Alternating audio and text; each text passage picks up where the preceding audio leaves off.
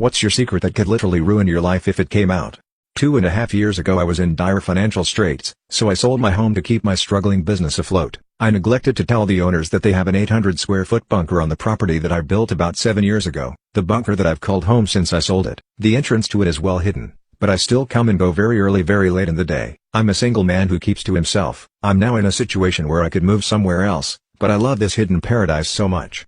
I cut off all contact with everyone I know and moved to Kenya. I tell people a fake name and a fake background and have made it appear to my family that I died on boat trip in the Pacific. No, I am not joking. I am dead in the United States. I speak 2 languages, so every time I received a new essay I would browse the topic in my own language and translate the text word by word to English, then submitted it. No one ever caught me for plagiarism before. Found out my dead best friend was in love with my wife. I'm writing this as a confession because I don't know where else to speak about this and I don't want my kids finding this out on my main account. My friend died a few months back due to heart problems. He was taking care of himself, so it was a shock to everyone, especially his wife who was with him at their house when he died. Due to this she decided to move somewhere else, and because she and her daughter were still distraught she asked me to pack up his stuff. He had some boxes in his basement and after a while I started feeling nostalgic and decided to look into them. I found pictures of us from when we were kids all the way to before we got married. That was enough to make me feel bad and I just got back to taping them up. But one of the boxes seemed to be in much better condition, so I decided to check it in case it was something important. To my surprise I found pictures of him and my wife from when we used to hang out together, as well as more recent pictures from family reunions. The most recent being from my wife's birthday party. Alongside the pictures there were letters that he never sent her. The first one dated 2 months before I met her. The last one was also the same date of her birthday party. There was one that stood out the most, was one from after I started dating her. He wrote that his time had passed and since my happiness was as important as his own he would watch over us. I'll keep his box safe since it isn't my secret to reveal. Update: I'm abandoning a 39-year friendship. I haven't seen her since Christmas as I'm currently 200+ miles away, but am moving back to the same town at the end of the month to be near family. I've said via text I decided to go back to being apolitical for the sake of my mental health and preferred not to discuss politics. Anytime she has brought up politics since then via text, I've completely ignored it while responding enthusiastically to anything else. We'll be down getting some stuff ready for our new place this weekend and meeting up with her. My immediate and biggest concern is that I feel embarrassed by her in public due to her saying things about politics and the virus to total strangers. I find it even more obnoxious now and need to know how to broach the subject of asking her not to win with me. I've always been the follower in the relationship and she is absolutely not used to getting any pushback from me. It would set a precedent. Most people would tell me just to say it. I get anxious at the thought, almost as anxious as I feel when she does that crap. I know, get a grip, but it's a whole new territory. I checked her Twitter today against my better judgment to see if she's still the same. Of course, she is. Here are some gems from just today. 1. Said happy Tim Waltz sucks day to people at a restaurant. This one is a favorite of her. 2. Said there isn't a virus now and there never was one. 3. Threatened the governor that he will have to stand before God and give an account for his actions someday and that his handlers won't be there to protect him. 4. Posted scripture, because of course. 5. Retweeted a prejudiced post of someone else's. What is the most laughable thing you have seen someone do on a beach? 2 things. First, there are bikinis that are designed to get wet, and bikinis that are designed to look good. The look good ones are sold in Macy's and other stores, and the functional ones are sold in the surf shops. This young lady had on a white 2-piece that was already too sheer when she showed up. She put her towel down and the other beachgoers were waiting for it. She went into the waves, had a good time and then walked out, and looked down, screamed, ran back into the water. Someone close to her stuff got her towel and took it to her. It wasn't just sheer, it just didn't exist when it was wet, totally transparent. The second one. I was jogging on the beach one brisk December day. Temps were in the lower 50s, and the wind was howling. I gave up after a half mile, and decided to just go home. I was wearing a windbreaker, sweater, and jogging pants and was freezing my ass off. I picked a mound of sand as my turning point, but when I got close I saw that someone had made it. This lady had hollowed out a depression into the sand and built a berm around her. Looked like she'd fallen from the heavens and left a crater. And in this crater was one pretty young lady wearing a 2-piece and sunglasses. I had to ask and she said the weather was fine. She was from Alaska. I just went with it and left. She wasn't going to die from the cold. What's the worst hospital experience you've ever had? I was in a car accident and T-boned by someone going 65 mph. My hand was caught in between the collapsing car and the steering wheel. When I popped my hand out, I felt the bone break and it hurt a lot. Amazingly enough, I had no other injuries. But the EMTs were taking no chances, and thinking I was in shock, they strapped me onto a backboard and hauled me off to the ER. While in the ER, I was asked several times if I was injured anywhere, and I repeatedly said my hand is broken. It hurts real bad. By the way, this backboard is hurting the back of my head. Can I get off of it, please? Also, can you please call my mother? 2 hours later, I was still on the backboard, and I had lost count of how many people had asked me where my injuries were and me repeating, my left hand is broken. But that was when I was finally taken down to the X-ray department. There, they X-rayed every bone in my body but my left hand. I am wheeled back to the ER, still on that goddamn backboard. By this time, I have a horrendous headache from where my head is resting on that 2x4, and I sit for another couple of hours. During that time I was able to talk a nurse into bringing me a bedpan so I could relieve myself, and that is when the cop came in, opened the curtain so everyone could see me, and gave me a ticket. Finally, after having been in the ER for 6 hours, I finally talked someone into calling my mother to come pick me up. The doctor had finally said I could get off of the backboard, and when my mom got there, he let me know I had no injuries. Yes, I do. My hand is broken. Young lady, I'm the doctor, I'll tell you when your hand is broken. That was when I grabbed my ring finger on my left hand and pulled it out, and the break became visible through the skin. My hand is broken. Mom, being an attorney, just looked at the doctor and said, does the word malpractice mean anything to you? Back down to the X-ray department I went, and lo and behold, my hand was broken, but the doctor was all how it was well hidden, and that's why they missed it the first time. Redditors, how did you save a stranger's life? I popped a hiker's dislocated knee back into place after finding him stuck in a ditch while on a hike. It was easily the most intense and nerve-wracking experience I have ever lived through. It happened towards the end of the summer when it was super hot on the hiking trails and not as many people were using them.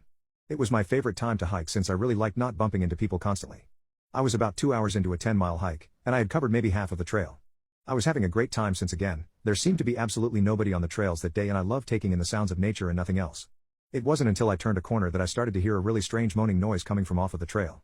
At first, my survival instincts kicked in and I had to stop myself from just booking it out of that area immediately. Instead, I realized that the sound sounded relatively human, so I decided to investigate. That's when I walked a little further and managed to peer over the edge of the elevated trail I was on.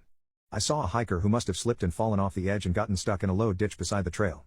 The guy looked to be a couple of years younger than me, maybe about 20 years old. He looked very skinny and he didn't really have the right shoes for a hike like this. He started crying when he saw me looking down at him and said that he had been stuck there for hours and that he couldn't move his right leg. I thought about the best way to rescue him at that moment and decided that I wasn't going to be able to carry him up and over the side of the elevated trail myself.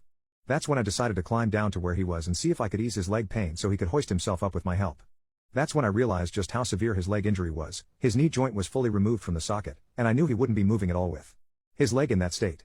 I read loads of survival books, and fortunately, I knew how to pop somebody's dislocated joint back into the socket even though I had never actually tried it in real life before. I explained to him what I needed to do and he begged me to do whatever I could to help him, even if it would hurt him.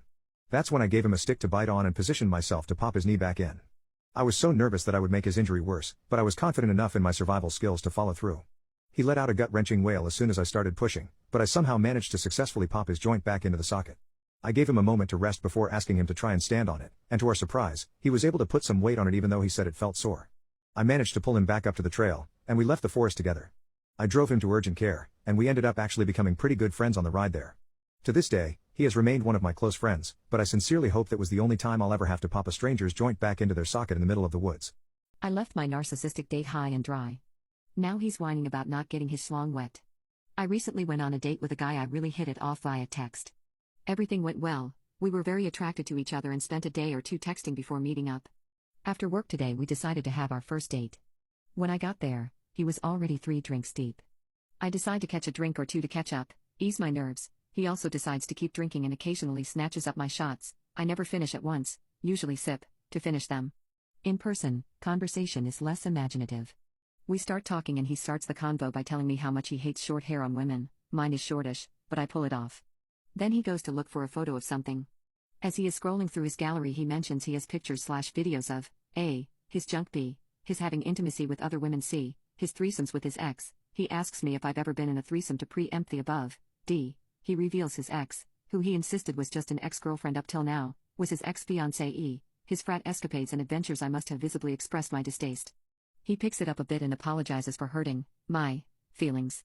I reply I find it tacky, especially considering he asked me out and expressed an intent to date for a serious relationship and, in his words, was past that part of his life. We leave and he doesn't want to part ways, wants to make it up to me. We go to another spot. He orders 6 drink flights and downs 4 by himself. Obnoxiously intoxicated and all over me. Suggestive, flirty, trying to kiss me. Asks if I want to go to the movies.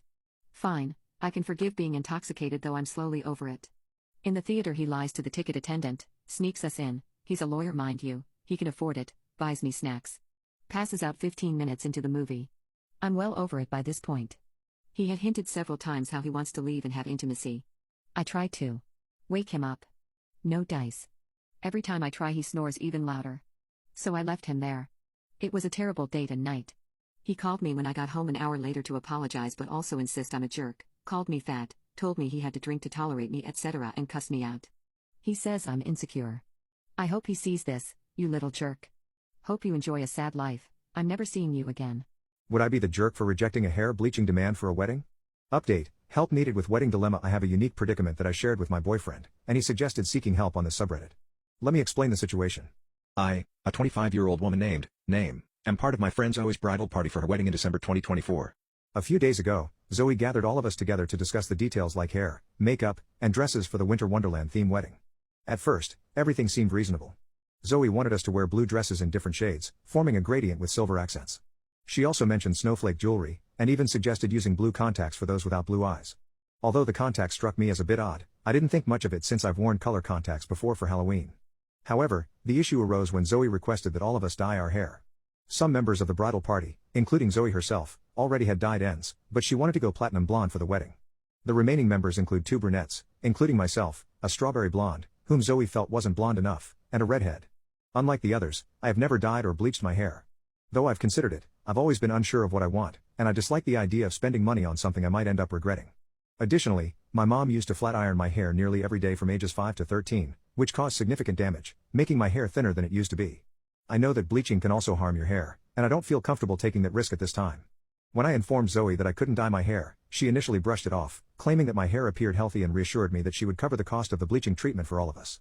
However, I firmly reiterated my decline, expressing my gratitude but explaining my reasons for being unable to comply. I even suggested wearing a wig as an alternative. Unfortunately, Zoe rejected the idea, claiming wigs would look cheap and unnatural. She wanted us to have our real hair bleached to avoid substituting it with something of lesser quality. After a lengthy back and forth, Zoe told me to go home and reflect on how I would be ruining her vision, as well as the wedding photos and video that she and her fiancé were putting together for his grandparents, who wouldn't be able to attend due to their travel limitations from Argentina. Feeling apologetic, I paid for my meal and left. Now I'm in a dilemma. I don't want to dye my hair, but I also don't want to spoil Zoe's dream day. I genuinely believe I'm not being unreasonable or wrong here, but I need some perspective. Am I missing something? Edit, to clarify the expectations, on a hair color scale from 1 to 10, I am a 6 to 7 in darkness, while the other brunette member is a 5. Zoe wants all 6 of us to be at a 9 to 10, except she herself wants to be platinum. Currently, she's at a 10. Also, I don't have dark eyes, mine are green, although 2 of the other girls have light brown eyes. Edit 2, wow, after waking up to this thread being locked and an overwhelming number of comments, I'm glad I don't have work today. Firstly, I want to express my gratitude to everyone who has offered help, advice, and support during these past confusing 24 hours. I plan to meet up with Zoe in a few days to address this situation and hopefully find a compromise that doesn't involve bleach. If you still have any further thoughts or advice, I'll make sure to keep a copy of this post on my profile. I'll also attempt to filter the comments for quick answers and respond to some questions. Thanks again for all your assistance. Update, would I be the jerk for rejecting a hair bleaching demand for a wedding? Updated post yesterday, I had a conversation with Zoe to address the concerns raised in the comments of my original post. It turns out that she had seen the post herself after someone sent her a TikTok video featuring it. Zoe expressed feeling embarrassed about the situation being made public online, even though our identities remained anonymous. I apologized for involving her story without discussing it with a wider circle of friends, limiting the perspective to a smaller group. Zoe acknowledged that she understood the intention behind seeking advice and admitted that she didn't realize the extent of the impact her request had on dark hair or the potential damage it could cause. Looking back, she now recognizes her lack of knowledge and feels remorseful. We reconciled, understanding that our clash resulted from differing perspectives rather than her being intentionally hurtful. Following our conversation, Zoe decided to scrap the idea of everyone wearing wigs or bleaching their hair blonde. I convinced her that having a variety of hair colors, including dark and red, would enhance the beauty of her winter-themed bridal party. We also decided to abandon the idea of wearing colored contact lenses, though individuals may choose to wear them if they wish. The bright blue lenses didn't fit our overall vision as well as we'd initially thought. Regarding the grandparents, Zoe clarified that Frank's family in Argentina doesn't have German ancestry, so there is no connection to any controversial historical references. She expressed horror and embarrassment about the unintended associations that emerged and realized her mistake in considering Elsa from Frozen rather than associations with the Aryan nation or Nazis. Zoe has genuinely apologized to everyone in the bridal party for the stress caused and informed them of the changes. She is excited for us to come up with new hair and makeup looks. And to go dress shopping. As for the groomsmen, I don't know if they are being held to the same standard, but honestly, I'm just relieved that this ordeal has come to an end and didn't feel the need to inquire further. Zoe and I have resolved our differences, and things are back on track. I apologize if this update wasn't the dramatic story some were expecting. Edit 101, I debated whether or not to disclose this information because it weighs heavily on me, but it's essential to share. Unfortunately, Zoe and Frank's wedding has been called off, and their engagement has been broken. It's uncertain whether they will continue their relationship. I heard this news from Zoe through text since she met with Frank to discuss the situation after he returned from a work trip. Surprisingly, 3 of his groomsmen, including his best man, had already begun bleaching their hair. 2 of them, who were naturally lighter haired, had successful results, but the best man named Brandon now has orange hair. It's not ideal, and the process was done at home while drinking, resulting in a patchy outcome and fried hair. Frank decided that because half of his groomsmen had already bleached their hair and given Brandon's mishap, the rest of the bridal party, and he specifically singled me out, needed to suck it the F up and proceed with bleaching. This disagreement escalated into an argument, which led Zoe to call off the wedding, and ultimately Frank ended the engagement. Zoe is staying with her parents, and they haven't been in contact since. I feel terrible about the whole situation. While I understand the importance of boundaries and autonomy, I can't help but wonder if everything could have been avoided if I hadn't made such a fuss and complied with the initial request.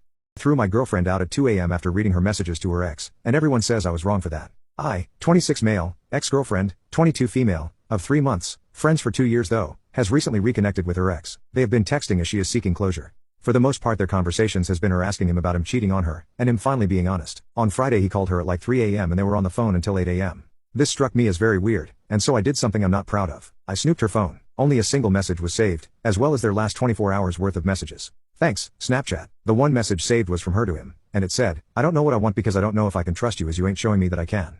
I don't want to fall in deep with you again if I'm just gonna get hurt and be betrayed and be even more traumatized than I already am. I need to see that you actually are changed and I'm not gonna go through any of that again because I even let you slightly back in my life. And again I'm the one sat here crying, not you. You have some hold and control over me because of how much I let you in and it hurts having constant reminder of her behavior. Tonight I already know what you're doing and it makes me physically sick. Since I started talking to you again I feel like I'm drowning. I have to get so pissed to have fun to be able to breathe for 2 seconds. Can't eat cause it makes me feel sick. You just don't get it. Then on to the actual crux of my post, the messages from the last day. Him, I don't know how you can get mad at me for being friends with a girl when you have a boyfriend LMFAO. Her, I'm not mad at you being friends. I'm mad cause you act clueless to the fact she wants to screw you. Him, I just don't think she does. Her, why? Him, because she calls me when she's drunk all the time and she's never said anything like that. Him, if a girl likes a guy and she calls him drunk at 3 a.m., then she'd at least make a dirty comment. Her, I called you drunk last night and didn't tell you I wanted to screw you. Him, exactly. Her, exactly. So just because a girl is drunk and wants to screw you don't mean she's going to say it. Him, you wanted to screw me? Her, I always want to screw you. Her, you know since we talk I haven't made love with him, so I don't want you sleeping with anyone tonight. Him, I'm single. Her, will you supposed to be showing me that you're actually serious about us? And if I cannot be intimate while in a relationship, then you can do it when single. Him, you don't even like sleeping with him anyway. You literally told me last night I'm the only person who can make you finish. Her, that has nothing to do with what I'm saying. And it goes on, but that's the part that's important. Upon reading that I just lost it. I woke her up and told her to get out. She asked what was going on but upon seeing her phone in my hand she just asked if I was serious. I told her I am. She said she didn't have her car, it was raining and she had no way to get home. I said it wasn't my problem. She said it was unsafe. I again said not my problem, she can get her ex to come pick her up. She said he's been drinking, and I told her I literally do not give a damn, get out. She asked if she could wait indoors for the Uber and I lost it. I just screamed at her to get out. She sort of flinched and then just got up, got dressed and left. I locked the door behind her. I laid there under my blanket trying to sleep for the rest of the night. I didn't check on her. I didn't care. Today I found out from a mutual friend that it took her 2 hours to get a lift, and she stood in the rain all that time. 2 a.m. to 4 a.m. everyone is saying I'm classless, and should have thought of her safety. I don't think I owe her a thing. My boyfriend cheated on me, so I convinced him to get matching tattoos.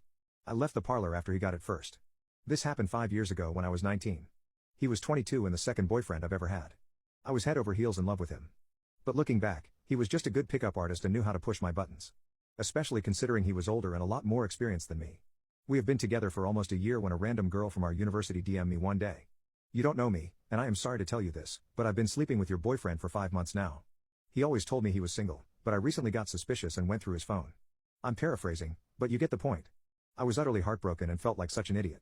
Now it all made sense why he was super busy half the time and could not see me. What I was more upset about was the fact that he blatantly lied to me throughout the relationship, swearing that he was monogamous and expected the same for me. And I was. After my emotions had more or less settled after a couple of days, I invited that girl, let's call her Caitlin, to a coffee shop. She agreed to meet and tell me everything she knows. Long story short, Caitlin saw on his phone that he was dirty texting many girls, and from quickly scrolling through most of the chats, it was clear that he was screwing at least 4, me included. Caitlin said that she and the other 2 girls were just friends with benefits, but he did not mention at least to her that he has a girlfriend and he is cheating. Caitlin did not care about the other girls, they were treated the same way, they were just friends with benefits. But I was in a serious relationship with him and had no idea what was happening. After discovering this, I got furious. I felt so played and manipulated. The grown-up thing would have been to confront him, tell him he's a jerk, and just leave. But I was 19 and could not just leave it like that. I wanted to mess with his mind, too. I'm not the one who came up with a matching tattoo idea. It was my best friend. After I shared this story and told her, I was pissed off and wanted revenge. He already had plenty of tattoos, so getting another one would not be too crazy. So, I thought I might actually pull this off. The next time I saw my boyfriend, I pretended nothing had happened and acted as if I was in love with him even more. I started dropping seeds in his mind, mentioning that I was thinking about getting my first tattoo, maybe even his name, etc., which he loved, by the way. His ego was getting more than he could handle. Long story short, in about 2 weeks, we went to a tattoo parlor. My best friend secretly waited nearby in her car, and I told her to pick me up when she saw me step outside the shop. My plan was this. Go there, act a bit scared, and do an excellent old switcheroo. Play with his ego to put him on the spot. I framed it something along the lines of, I really want to do it, but I'm a scared little girl. Oh, my gosh, we're actually doing this. Is it going to hurt? I need a big, strong man to show me first, etc. And guess what? It worked like a charm. Did not take too long for him to go first and get my name tattooed on the side of his ribs with a big, robust, cool guy smirk on his face. As soon as the tattoo was finished, I just casually left the parlor, saying, I know you've been cheating on me. Dumb. He was about to run after me, but the tattoo artist stopped him because he needed to pay. The timing was just perfect. My friend parks in front of the shop. I jump in the car, and as we leave, my boyfriend runs out and sees us driving off with my middle finger in the car window. I blocked him. Gave him zero closure. Ignored all of his attempts to reach out. Was this too ruthless? Maybe childish? He probably got the tattoo covered with something else as soon as possible, but just knowing that I made him do that made me feel warm and fuzzy. What is the most disturbing true crime novel you have ever read? The Perfect Victim by Carla Norton and Christine McGuire. It tells the story of 19-year-old Colleen Stan, who was hitchhiking on a highway in 1977 to visit a friend in Northern California. She was having a birthday and Colleen wanted to surprise her. She never made it, though. Not long after she picked up a ride that took her over the Oregon-California border, a young couple with a toddler stopped for her and offered to take her all the way to her friend's house. Colleen thought a young couple with a youngster would be a safe ride, so she climbed in the car. However, her good feeling did not last long. The couple, Cameron and Jan Hooker, drove to an isolated area off the main road under the guise of showing Colleen salt mines that they told her were pretty. When they stopped the car, she attempted to get out but was grabbed by Cameron Hooker, who pulled her tightly against him and held a sharp tool to her throat. Under threat of having her throat cut if she made a sound or resisted in any way, the terrified Colleen submitted to Cameron's orders to stay very still while he tied her hands behind her back and gagged her mouth.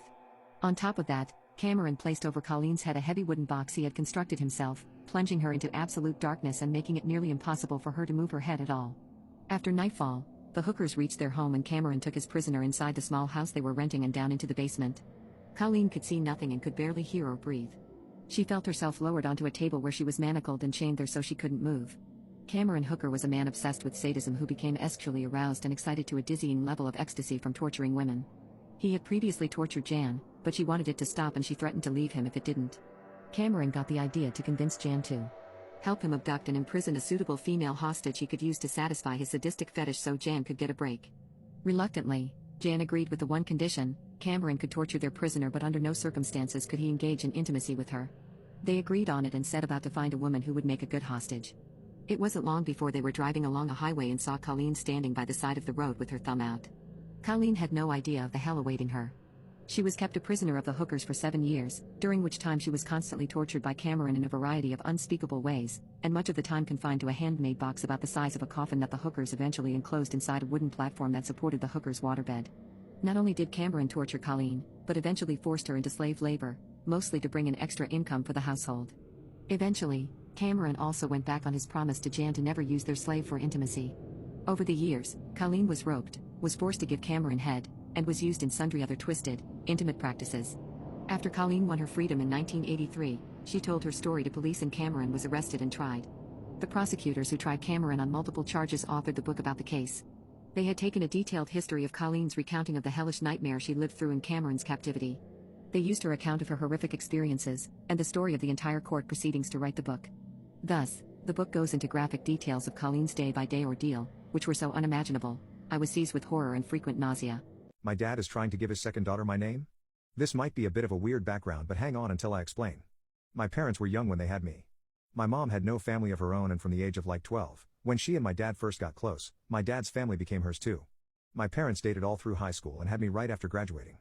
My mom died in her sleep when I was only 6 months old. She was 19. My dad was never interested in me, and he and my grandparents fought a lot from the time I was born to the time my mom died. They were disgusted with his lack of love or concern for me. They wanted him to be a better father than he was and apparently pointed out my mom was the same age as him and had stepped up. But he wasn't interested. After mom died, my grandparents were terrified that my dad would F me up. So they made a deal with him. They would get legal custody, they would raise me, and they would give him some money every month for him to do what he liked. I know it sounds strange, but they saw it as a way to keep him from me unless he was serious about being a dad. I never actually saw him at all when I was little. A couple of years ago I saw him from a distance for the first time. He had a woman with him. They later got married. I would see them around but decided to still keep my distance. His wife knew about me before they even married. Now they're having a baby girl and my aunt was told by the wife that they wanted to name their baby Serenity, which is my name. She spoke to me about it because she wanted to warn me. The second I heard about this I hated it. I saw so many issues because we would have the exact same name. I have no middle name and my aunt said they had no plans to use a middle name either. Our last names would be the same too. Plus it felt like sharing a name could be used by some people to push for me to be in the child's life. I asked my grandparents if they could convince him not to do it. They spoke to him and he was saying he just wanted his wife to be happy. They told him he could forget about the money if he does, since it would be effing me over. I think my grandparents also hated the idea that he was sending a clear message that he never loved me by just using the name for the kid he wanted to raise. My dad ended up backing down. His wife was pissed and she blamed me even though he said it was my grandparents who intervened. She said she knows I must have said I didn't like it or something and whatever I did, I was a selfish little C because I took away her chance to name her child what she wanted. She said Serenity was a name she chose when she was little and always wanted to use it. My grandparents came home while she was ranting at me and made her leave. My dad and his wife are no longer welcome at all. I can't get what she said out of my head. What is the most ridiculous thing you have seen at a party? We threw a party that got way out of hand and too many people showed up. I go in my living room and a girl is in the couch petting a dog. I ask whose dog is this? She says the people who live here. I reply I live here. This isn't our dog. A stray dog had been walking by and noticed a party happening and just walked inside and got on the couch and was being pet all night by drunk people. A friend of mine did a Scooby-Doo themed party where he DM'd people their costumes that they should wear. I got Shaggy. Simple enough, just a green shirt and brown pants. I walk in the door to the party, and I'm welcomed by the sight of 40 people, all dressed as Shaggy. It was glorious. A drunk guy in a full gorilla costume sitting on a couch outside sees a drunk guy in a full banana costume riding by on rollerblades. They both immediately stop and turn towards each other, and without a single word spoken, charge full speed at each other and begin wrestling. About a minute later, both get up, winded, and the banana guy rolls off into the sunset, never to be seen again. Which celebrity is considered beautiful but you just can't see it? Drake. I know several women who think he's absolutely gorgeous. Purely on looks he seems completely unremarkable to me. Play baseball, and so back in my heyday, I had a decent arm. Do your thing, 21, do your thing, do your thing. The Kardashians, but especially Kylie Jenner. Ariana Grande, she looks like a 12-year-old girl broke into their mom's room and tried all of her tan and makeup products. Adam Levine. He looks like a thumb with glued on ears and glued on patchy face hair that someone else shaved off first. My son asked me to check the closet for monsters. I didn't need to. I recently went through a pretty nasty divorce, but I got the only thing that mattered out of it. Full custody of my 4-year-old son. Lost nearly everything else in the process, so we had to relocate to a new house with barely any luggage or furniture. Truly a fresh new start. I heard him call for me during our first night at our new home. It was a little after midnight, I think. I went to check on him to see what was wrong and sat by his bedside. He was wide awake and asked me to check the closet for monsters, which wasn't surprising given the circumstances. He's still just a little kid, and without even taking into account all the crap he's been put through. Thanks to my shitty marriage, moving into an unfamiliar, barely furnished home must be a lot to take in for someone his age. And you know how they say that your brain always stays half awake when you're sleeping in a new environment, right? That's all pretty much what went through my mind in a flash as soon as my son spoke. It was no big deal. It was all normal, I thought, but something else almost immediately clicked inside my brain. Before I even got to look at where my son had pointed to while he made his innocent request. Something was wrong. I turned my head and looked, and it took everything I had in me to not give in to fear and terror, all for the sake of my son. When you become a parent you have to protect your children no matter what, always putting yourself in harm's way if necessary and spare them any and all kinds of things that might hurt them. That's why I didn't freak out. I couldn't, not when we had barely just started our new life. I had to protect him, and at that point in time as I sat on his bed I only knew one thing. We had to leave the room. We had to leave the house immediately. Alright champ, of course I said, faking bravery. Then I made a request of my own as I lowered my voice and got closer to him. Hey, how about you step outside for a minute? If there's a monster in there, I'll have to kick its butt all over your room. He chuckled and said okay. I made sure to put some extra emphasis on the word butt because it's something that always cracks him up when I say it. Fortunately he got stuck on that and not the fact that I was indirectly admitting to the possibility of there actually being a monster. As soon as he left the room my mind raced as it started to put together the best and most efficient route to take him out of the house while picking my car keys and phone on our way out. When I heard the closet door slowly creaking open behind me I knew it was time to go. I jumped out of the bed, exited the room and grabbed my son. We were out of the door and inside the car and moving in under a minute. I told him I couldn't sleep so we were going out for some ice cream to celebrate. He was a little taken aback and asked celebrate what, to which I replied just us two together. I love you buddy. It was by no means a lie, but I just had to make sure that he was alright and wouldn't think of anything else as we literally fled our new home. As I mentioned earlier, the house was a new environment for the two of us. I'd been there a couple of times before, cleaned it all up by myself and assembled what little furniture we had, so I knew for a fact what belonged where and what didn't, and I know his room didn't have a closet. I'm leaving my husband because of his pee addiction. My husband has a pee addiction. We've been together for 6 years and married for 4.5. We have 3 small children together. He didn't start out with this addiction, it seems to have developed during my last pregnancy. It was rough and extremely high risk for me. Because of how much pain I was in daily, I didn't really want to engage in lovemaking, which led to him watching P daily. I hadn't realized the extent of the issue until a few months ago. This man has thousands of videos downloaded and saved to his desktop. He goes to these sites during work hours. On top of morning visits and night visits, he shirked his responsibilities with the kids to watch P. We're also no longer making love because he would rather watch P. His views on our relationship have become more incel-like as well, which is also concerning. My breaking point came this past weekend when he said that I was disgusting because I didn't look like the women in his videos. When I mentioned there's plus-sized and curvy girl videos, he said I was wrong and there wasn't any videos like that out there. The only women who make them are small with big chests. I then got petty and showed him pages upon pages of free bigger girl videos online. I've always been more curvy, and I'm not ashamed of that, but he can't come back from calling me disgusting. I'm done. I was willing to help him through this and try to save our marriage prior, not anymore. His addiction has invaded every aspect of our lives and he's still refusing to believe he has a problem. Maybe the divorce papers will wake him up. I just want him to get help for the kids' sakes. They deserve a dad who is invested in them. I broke up the friendship between my boyfriend and his best friend. I met my boyfriend almost a year and a half ago. We met at a big party in my city because of a classmate of mine who was at the time also his best friend. We clicked almost immediately and spent every day together and everything worked out. We made out. And after the last day he told me he wanted to get to know me, so we planned a date. That did not go as planned because I got COVID, so we had to wait a lot longer because after that week I went straight into my exams. Well, we held contact, got to know each other a little more and went on a date the moment I got out of quarantine because we could not wait a moment longer. What I did not know was that the week into school that classmate of mine told all of these lies about me to break me and my boyfriend up. Some of those were that I only kissed him for attention and because I cannot be alone. I did not know this and neither did my boyfriend. I only found out months later. Anyway, we went on double dates with this girl and a friend of hers. She had just broken up and needed to pick me up, so we planned a weekend away, the four of us. The week before we went, me and my boyfriend got official, so for us it was our first trip as a couple. This trip was a total nightmare. My classmate did the deed the whole weekend and me and my boyfriend heard everything. I even went to the kitchen to get some water but they were in there. This went on for the whole weekend, until Sunday, when we were supposed to leave. The trains did not go so we were stuck there for a whole extra day and night. And also my classmate, the boy that ended things with her a few weeks before, did in fact not end anything with her. They were still in a relationship and she lied to us so she could have intimacy with that other friend. Me, my boyfriend and the other friend were in shock, because she held up that lie for weeks. And that's not even all. She told us everything. The way she cheated on so many of her boyfriends, and even with 5 guys at the guy she dated now. We tried to tell the boyfriend, but he did not listen to us. And it did not stop there. She kept on doing that, and I could not handle it anymore. I got so sick of the idea that she was proud of it, so I snapped. Everything I had, I sent to my boyfriend,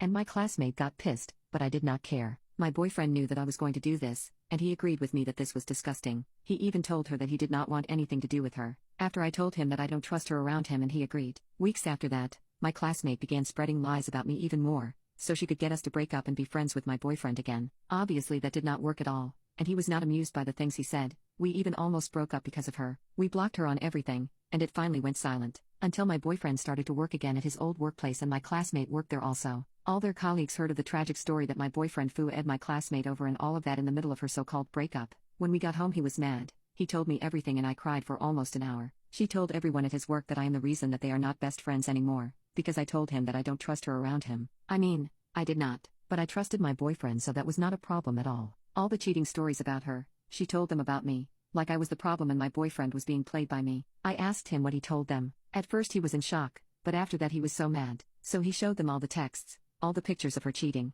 all the stories, and everyone believed him over her. Every time I see her, I get mad, but I won't say anything to her. I still feel a bit guilty for breaking up their friendship, but I gave her hundreds of chances and I could just not anymore. Dear Reddit, what is your all-time most embarrassing moment?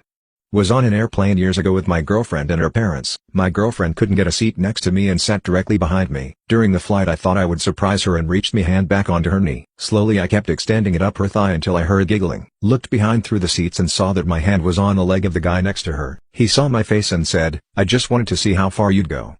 Of course my girlfriend was in on it and started laughing along with the rest of the row. Was so embarrassed. I hit face first into a streetlight lamp post because I was staring, while walking, at a beautiful girl walking towards the direction where I am coming from. It was in front of the main gate of our university. Hundreds of students saw it. My friends laughed hard as hell. My neighbor chopped down my private fence to prove something. My husband and I bought a house 10 years ago. We had 1 child at the time, now 15 non-binary. Our nightmare next door neighbor was there before we were. Our neighborhood is in Hoa and not a good one, but that's a story for another day. Setting the scene for the mind-boggling display that is to come.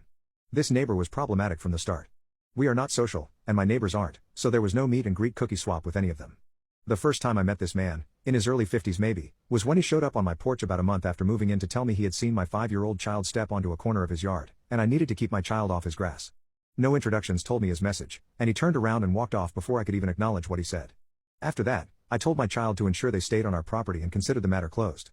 The first time a ball went over the fence, I walked over to his house, carefully staying off the grass, and requested the ball back. The second time it happened, I wasn't home. I drove up to a passive-aggressive note on my door and the ball on my porch. The memo stated that this would be the last time, if it happened again, to avoid coming over as he would destroy the item. These two incidents were not close together. My child was cautious with their toys, but apparently, this was too much for him. This is just a sample of what we dealt with from day one. When COVID hit, my husband got sick within the first month. I closely followed as his caregiver, and though I was careful, I still got it. It turned into long-term COVID-19 for both of us, and we're still suffering side effects years later. We got sick on our lawn mowing week, so our poor lawn wasn't tended for almost a month. The grass got higher and higher, though not to an extreme. My pit bull didn't disappear into the yard or anything. It was a long recovery, and thankfully, my in-laws took our child, but they were unwilling to help with anything, inside or out, around our home, as though even our grass had the plague. I didn't blame them. We were grateful for the help we received. 3 days before our plan to try and tackle the yard together, I received an email with a picture of our backyard and the overgrown grass from our hoa with a complaint and a demand to immediately mow the lawn or be prepared to be fined. I was bewildered as to how this photo could exist. We had a 6-foot wooden privacy fence, and the angle was from a lower height. It could have only been taken from my bad neighbor's yard. I trekked into my backyard with my trusty pit bull to fight off any wild animals in my obviously overgrown yard. Sarcasm.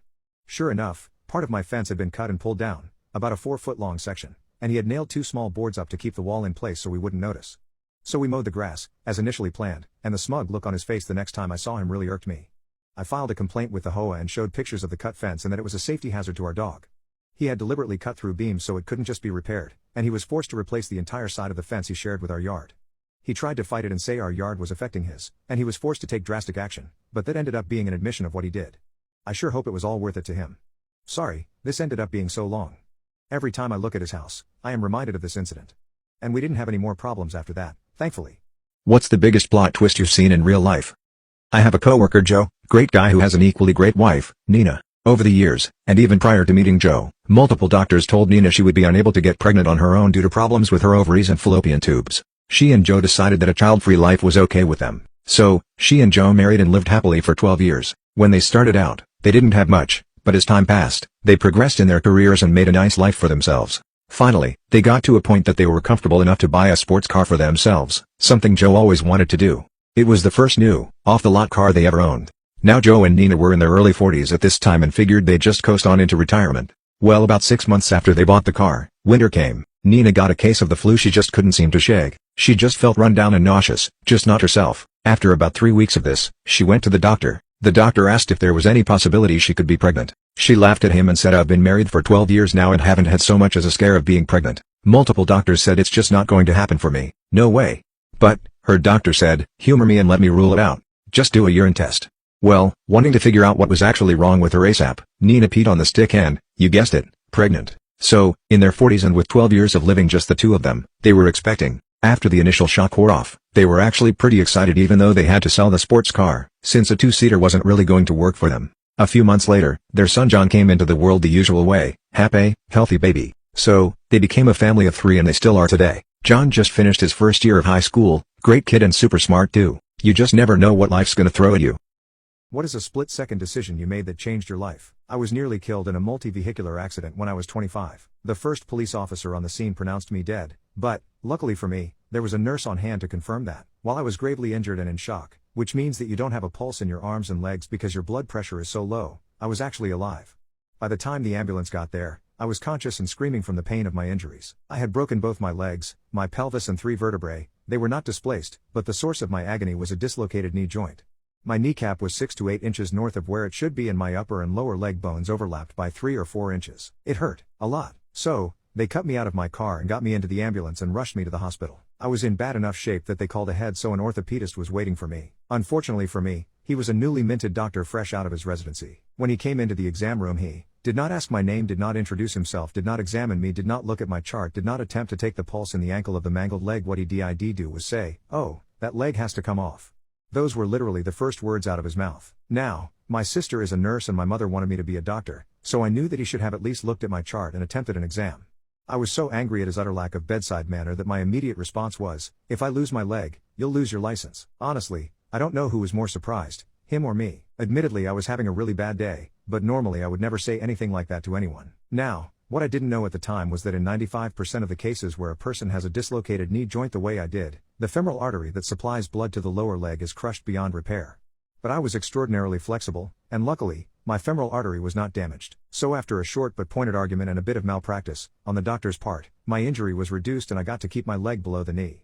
It has taken a lot of surgery to fix the damage and more than a decade of physical therapy to relearn how to walk, but I can walk and 99% of people won't notice my limp. So that is how a split-second decision changed my life. If I had let the doctor amputate, no one would have known that my artery hadn't been crushed and I'd have a prosthesis and be buying my shoes one at a time. I thank goodness every day that I said what I did to that insufferable jerk. My little sister keeps calling me a parasitic leech, so I took back everything I paid for. Enjoy the Amish lifestyle, little sis. I, 28M, live in a small town where there is a lack of jobs and a rising cost of living crisis. I moved back in with my parents since we have a good relationship. I buy all the groceries and pay some of the bills. However, my little sister kept saying that I should be a man and move out again. A few weeks ago she started continuously calling me a freeloader and a parasitic leech. My parents are anti-technology. They are not part of a religious cult. They just avoid technology and prefer to live a simplistic life. The only modern technology they use is a laundry machine, a car, a flip phone, and a TV. They don't, however, take away our gadgets if we paid for them ourselves. When I turned 18 and was looking for my first job, I had to handwrite a resume since I didn't have a computer or a printer. It was impossible to get a job while still in high school because of the small job market in our town now. My little sister was lucky. I bought her a PC, a smartphone, and a data plan since she was a young child. Yet she continuously called me all these names. Eventually my little sister's constant name calling got on my nerves, and I came up with an idea. I simply repossessed the computer and the smartphone. Now she is having the same child that I had. Oh, and she stopped with the name calling. Enjoy the Amish lifestyle, little sis. Update 1. It had been a while since I took back my smartphone, which I had been lending to my little sister because she kept calling me a parasitic leech for having to move back home due to the rising cost of living. She has had no access to the internet since, as our parents are pretty anti-technology. I believe that justice should be fair, impartial and reasonable, with reasonable being the keyword here. With that said, I decided to give back the smartphone to my little sister as she had stopped with a constant name calling, was being a bit friendly, and because she had been sleeping all day ever since I took the phone. I had already sold the computer though. Life is very short and I don't want to hold grudges with anyone, especially my own sister. So I calmly knocked on her door with a smartphone and a data plan in my hand. "Hi little sister." I greeted her through the closed door. "What the F do you want?" "C-word," my sister yelled. I replied, "Well, I was going to give you back the smartphone, but it seems like you want to be left alone, so I'll leave you be. Enjoy the day, little sis." She then came out like a yelping dog begging for the phone back. I told her that my friend really needed a smartphone, so I was thinking of giving it to him. She then sighed and went back into her room. She's sleeping now. I think I'll let her buy her own phone this time. Hopefully she will mature in the coming years. She was a sweet child a couple of years ago, and I hope that she'll be a sweet person in a couple more. Update 2. After my last standoff with my little sister, where a smartphone had become a pawn in our game of household politics, I noticed her demeanor had shifted. She was really respectful, perhaps a sign of an epiphany, but I couldn't resist one final act. For Christmas, I bought my sister a new woolen beanie, but I also dug up another old smartphone from my drawer, a phone with a shattered screen and a very poor battery life. I wrapped them up in a parcel and left it underneath the Christmas tree. Her initial excitement quickly fizzled as she saw the phone's condition. Later that afternoon, she confronted me, not with anger, but with calm respect. She said she was grateful for the smartphone despite its flaws, and that she loved the beanie. In light of all this, I ordered her a new battery for the smartphone. Old smartphones with replaceable batteries for the win. Unfortunately for her, though, she'll have to deal with a cracked screen until she saves up enough money for a new phone. Luckily for her, though, she got a job at her friend's pizza joint. I could give her back the original phone, but I'm planning to upgrade. And this is our petty revenge after all. Professor made me write my entire final project in ICU. I know, the title sounds intense, but there is no way I can make it less like a clickbait, cause it is what it is. So back in early December I started to feel sick. Not sick,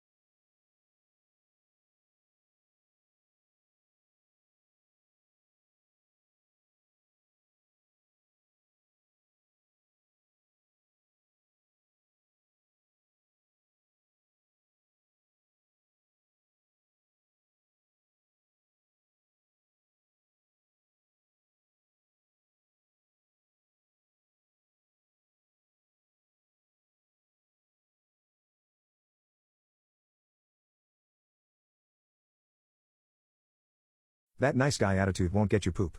I had a conversation with my friend recently, and I'm not sure if I might have been in the wrong. My friend, 18 meters, and I, 19 meters, have been friends for about a year now, and it's become common knowledge in our friend group that he struggles in his relationships, especially with women. His go-to excuse is that people don't appreciate nice and respectful guys.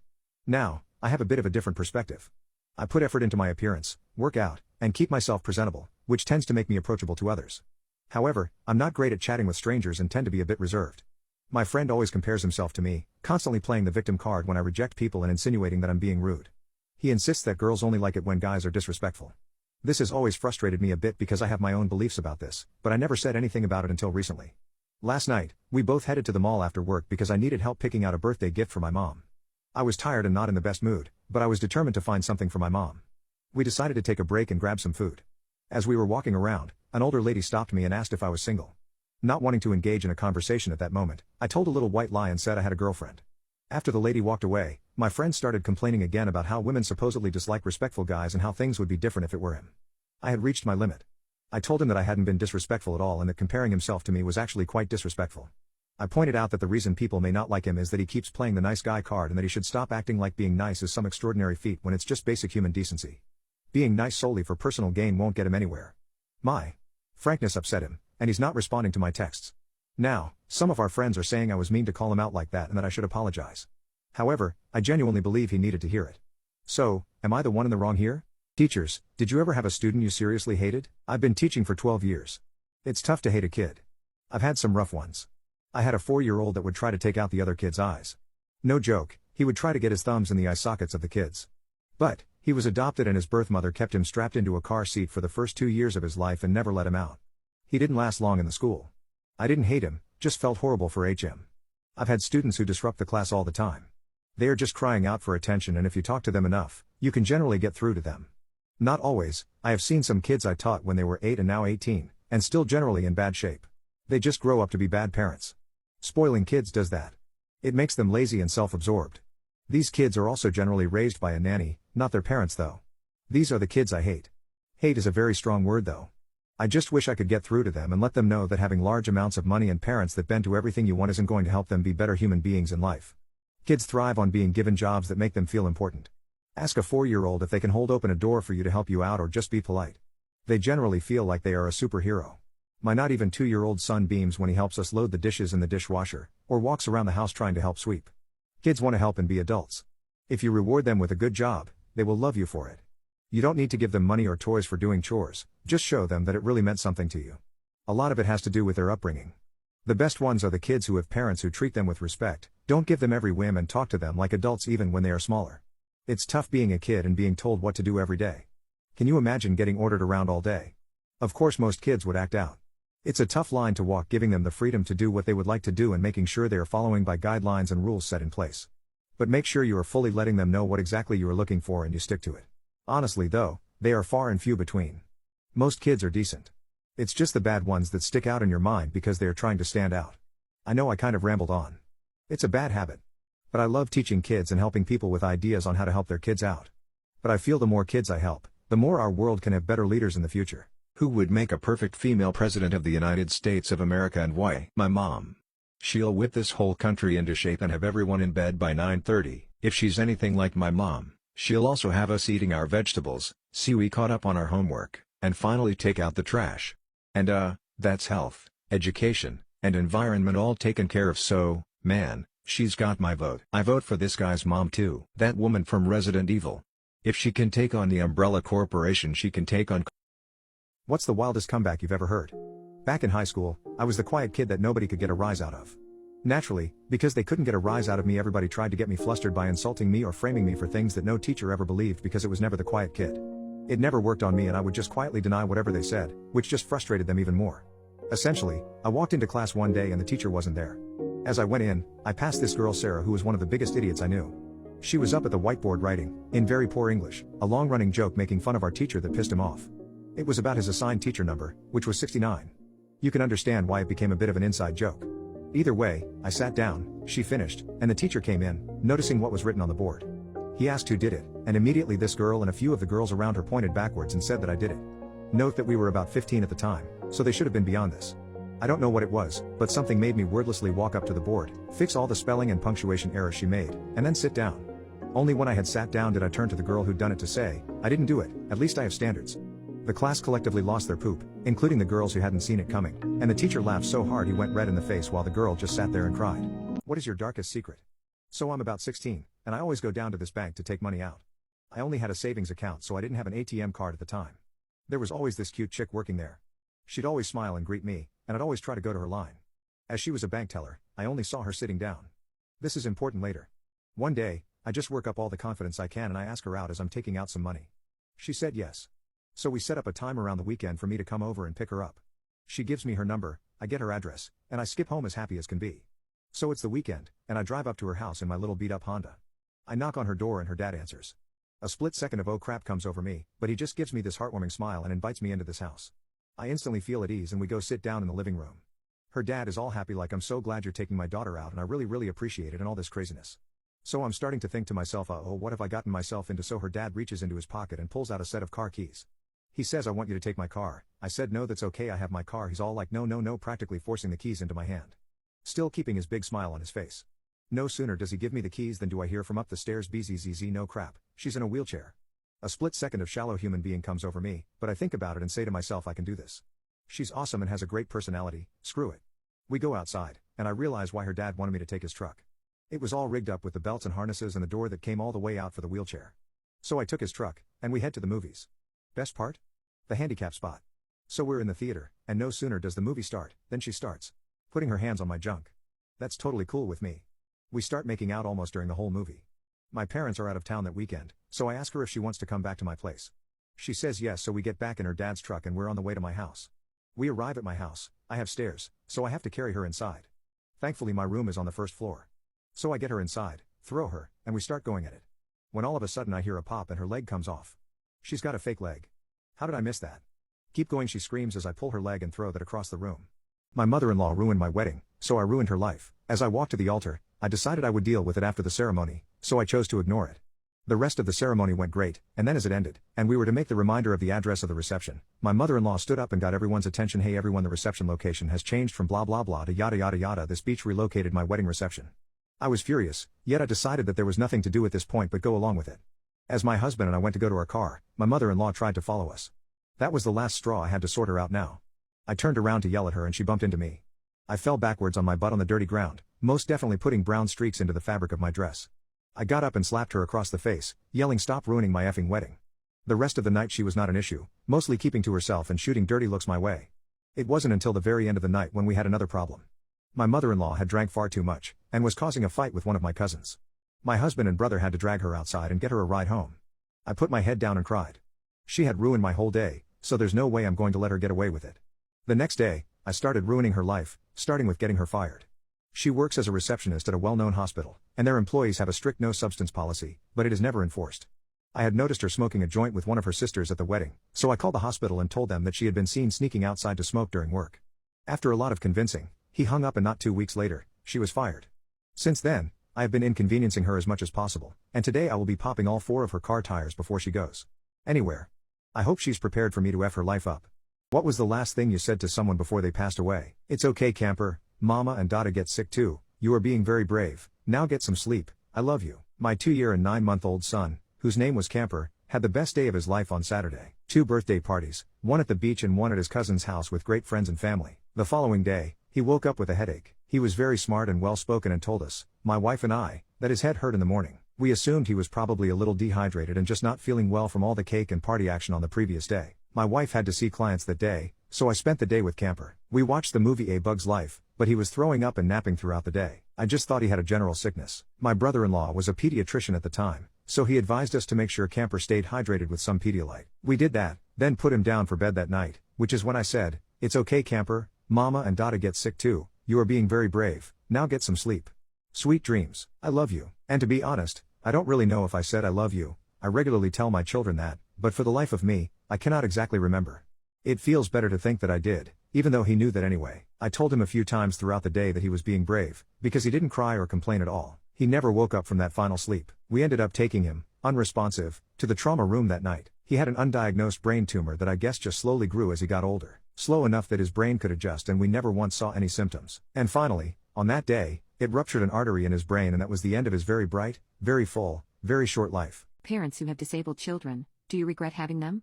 Yes. I hate that little vegetable. My husband's daughter is 13 and was born mentally disabled. She is not very high functioning, but can be so sweet and friendly. However, most of the time she is extremely stubborn, unhygienic, antagonistic, and has explosive outbursts which result in her trying to hurt us. She lives with her mom and visits us on the weekends. She has an older brother whom she absolutely plagues. I mean, this boy can't even go to the bathroom without her following him and juggling the knob the entire time. She sits practically on top of him on the couch and then cries that he's teasing her. If we tell her to move away, she sits and stretches out her arm or leg so she's touching him in some way. She stares at whoever told her to move like daring them to say something to her so it constantly feels like a showdown. If he's sitting behind her she holds up a pillow so he can't see the TV for no reason. It is insanely miserable. It is so unfair to this kid that he just has to deal with it all the time. He's 15 so he can luckily go off with his friends but they can't even come here together on weekends. It's so tense and miserable. She absolutely loves me and while that's sweet, she seeks out my attention when I'm already overwhelmed and will not stop until I look at whatever she's showing me and react in some way. She will literally spend 30 minutes if she has to poking me so I look at some stupid drawing she made. I once looked at one of these drawings and it was a disturbing depiction of her unaliving her brother. She follows me everywhere and asks a million questions when I'm just trying to get through the day. She also has a litany of disgusting behaviors that I am having a ton of problems dealing with.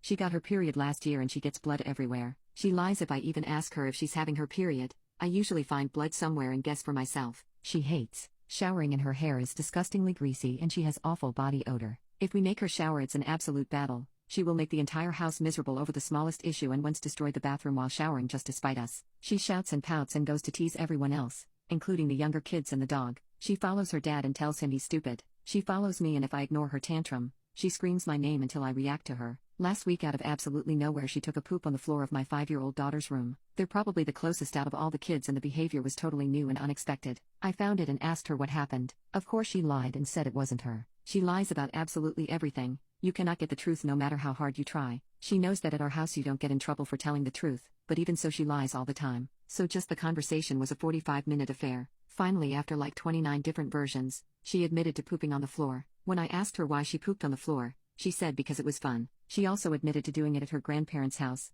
in their bedroom. She never told anyone, just apparently took a dump and just left it for them to find. I'm so exhausted by her. My husband just asked me if she could come this weekend and I got the biggest pit in my stomach. Former teenage dirtbags, how did you get better? I removed myself from society and became better than all of you normies. When I was 17, I was absolutely awful. I'd yell at my mom, never do any chores, I'd even have the audacity to scream curses at my mother.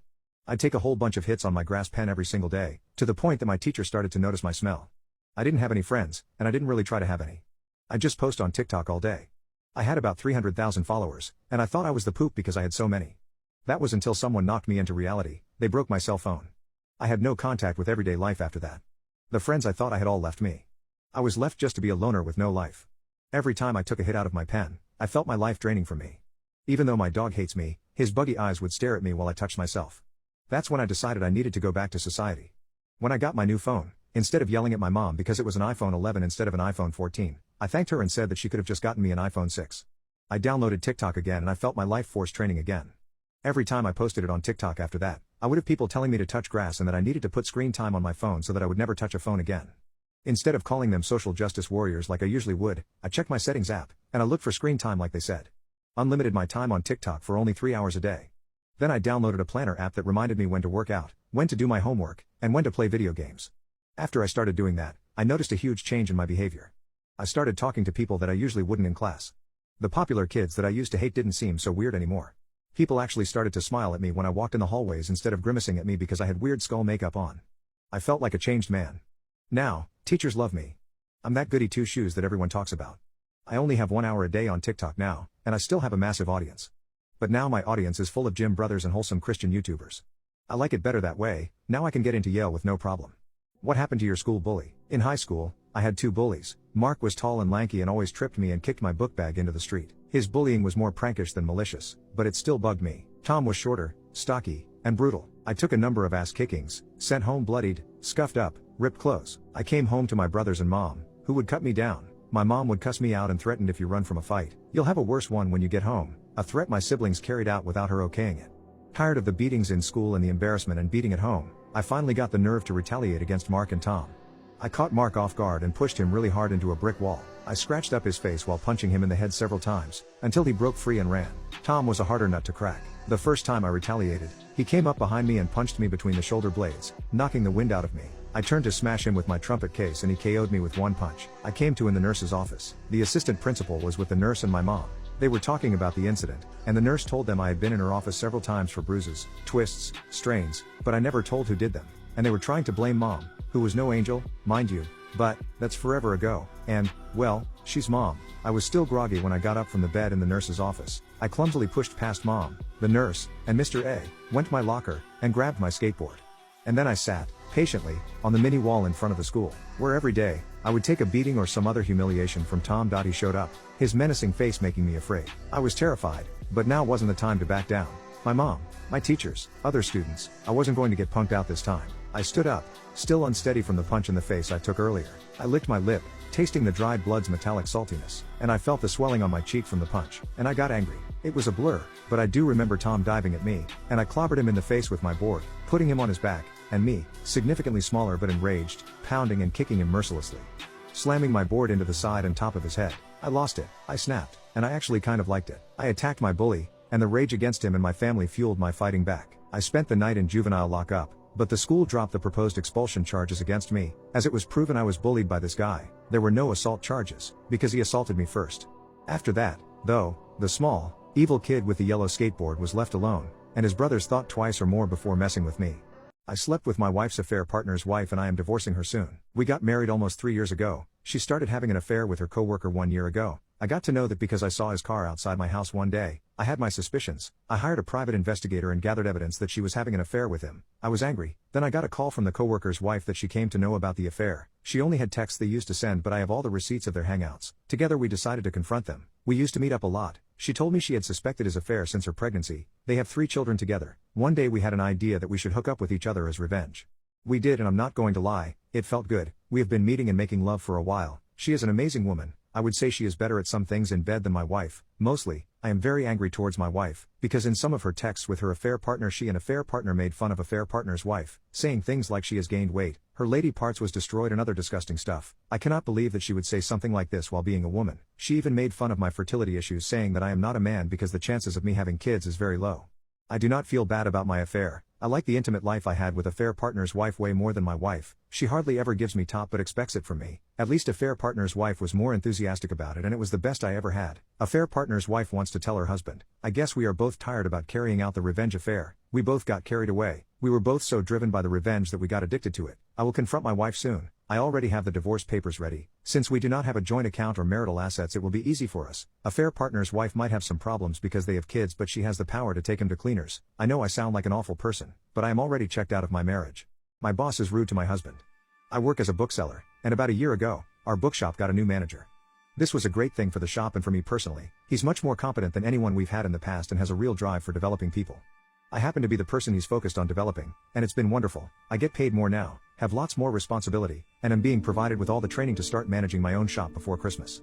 I'm being treated as a rising star in the business. We're part of a very big chain, and given a lot of opportunities to excel, which of course feels fantastic. I'm very grateful. There's only one snag, though. My boss is very keen to socialize with me outside of work, both one-on-one and as part of the management team. The culture in our shop has always been that partners, spouses, housemates, friends, etc. are very welcome at these events. However, my manager seems to absolutely despise my husband. I can't find any reason for this. Obviously I love him, so you could argue that I'm biased, but really, everybody adores my partner.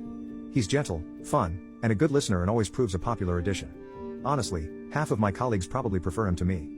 He's only spoken to my boss a couple of times and only briefly, but my boss is openly dismissive of him. He makes disparaging remarks about him, stops engaging in conversations when I bring him up, and recently, when my husband arrived at some drinks, my boss visibly and obviously swung his entire body around in his seat so that he was facing away from us and left not long after. I have no idea what to do. I have a fantastic working relationship with my boss, and frankly, I plan to capitalize on that, but this makes me really uncomfortable. For further context, I'm a woman and he's a man, and he is single. However, he has often told me that his preference is for very done-up, alternative but feminine women, which does not describe me. I'm a straggly-haired, no makeup, shapeless clothing wearer. At first, I tried to dismiss his disparaging comments as an awkward attempt at humor, but after he so rudely turned away from my partner at the drinks, I'm angry. I don't know how to bring this up with him, or if I should. Help? My boss is rude to my husband. The situation remains an odd one. While I was out of taking your advice when it came to actually talking to my manager about it, I thought there was enough plausible deniability that it might make me look like a bit of a nutter. I did start shutting down the comments when they cropped up and being rather icier than I normally would be. As women, we're so socialized to be warm and accommodating that I think this took him aback a bit, and the snide comments stopped pretty much dead. I've also set a firm boundary on socializing with him in anything but the largest, most work-centric outings. He got a bit snippy when I didn't come to his birthday, but sorry, I was out with my husband.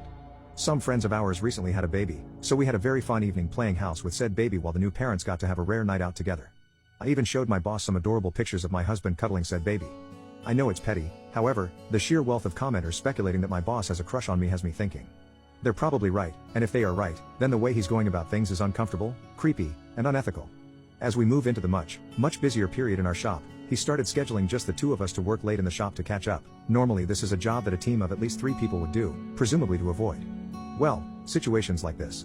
To add to the issue, as my commenters predicted, I didn't end up getting my own store. Imagine I needed a 90% on my performance review to get promoted into it. They gave me an 89.999. Boss and the HR rep, who always sits in on these reviews, as a representative of the regional manager, said in recognition of how hard I work and how many additional duties I take on, they'd enter me for a specific excellence award, which comes with a cash bonus. They've since come back to me and said unfortunately, it turns out, that's not what the award is for. I then set a meeting to discuss pay and advance the points that I'm taking on much more work than I was at this point last year, and getting paid effectively less for it, due to rampant inflation. The answer was that a raise was not possible, and the plan going forward would be to schedule another performance review after Christmas and discuss it then. Following this, I attended the Christmas meeting, where they told us all how our shop was forecast to take upward of £60,000 a day. I've had a couple of days since then to reflect on how I feel, and I've come up with, undervalued and pissed. So, in short, it's become time to fall back on your wealth of CV and interview advice, Allison. Thanks to your website, I've never felt better placed to job search. There's a vindictive part of me that really hopes I find something new before Christmas. I know everybody feels like their workplace would collapse if they left, but realistically, our store is already a bit like a Jenga tower on its last legs. If I take off during the peak season, it'll fall apart like a wet cake. As a last note, this aggressively festive season, please be tender and mild to your retail workers.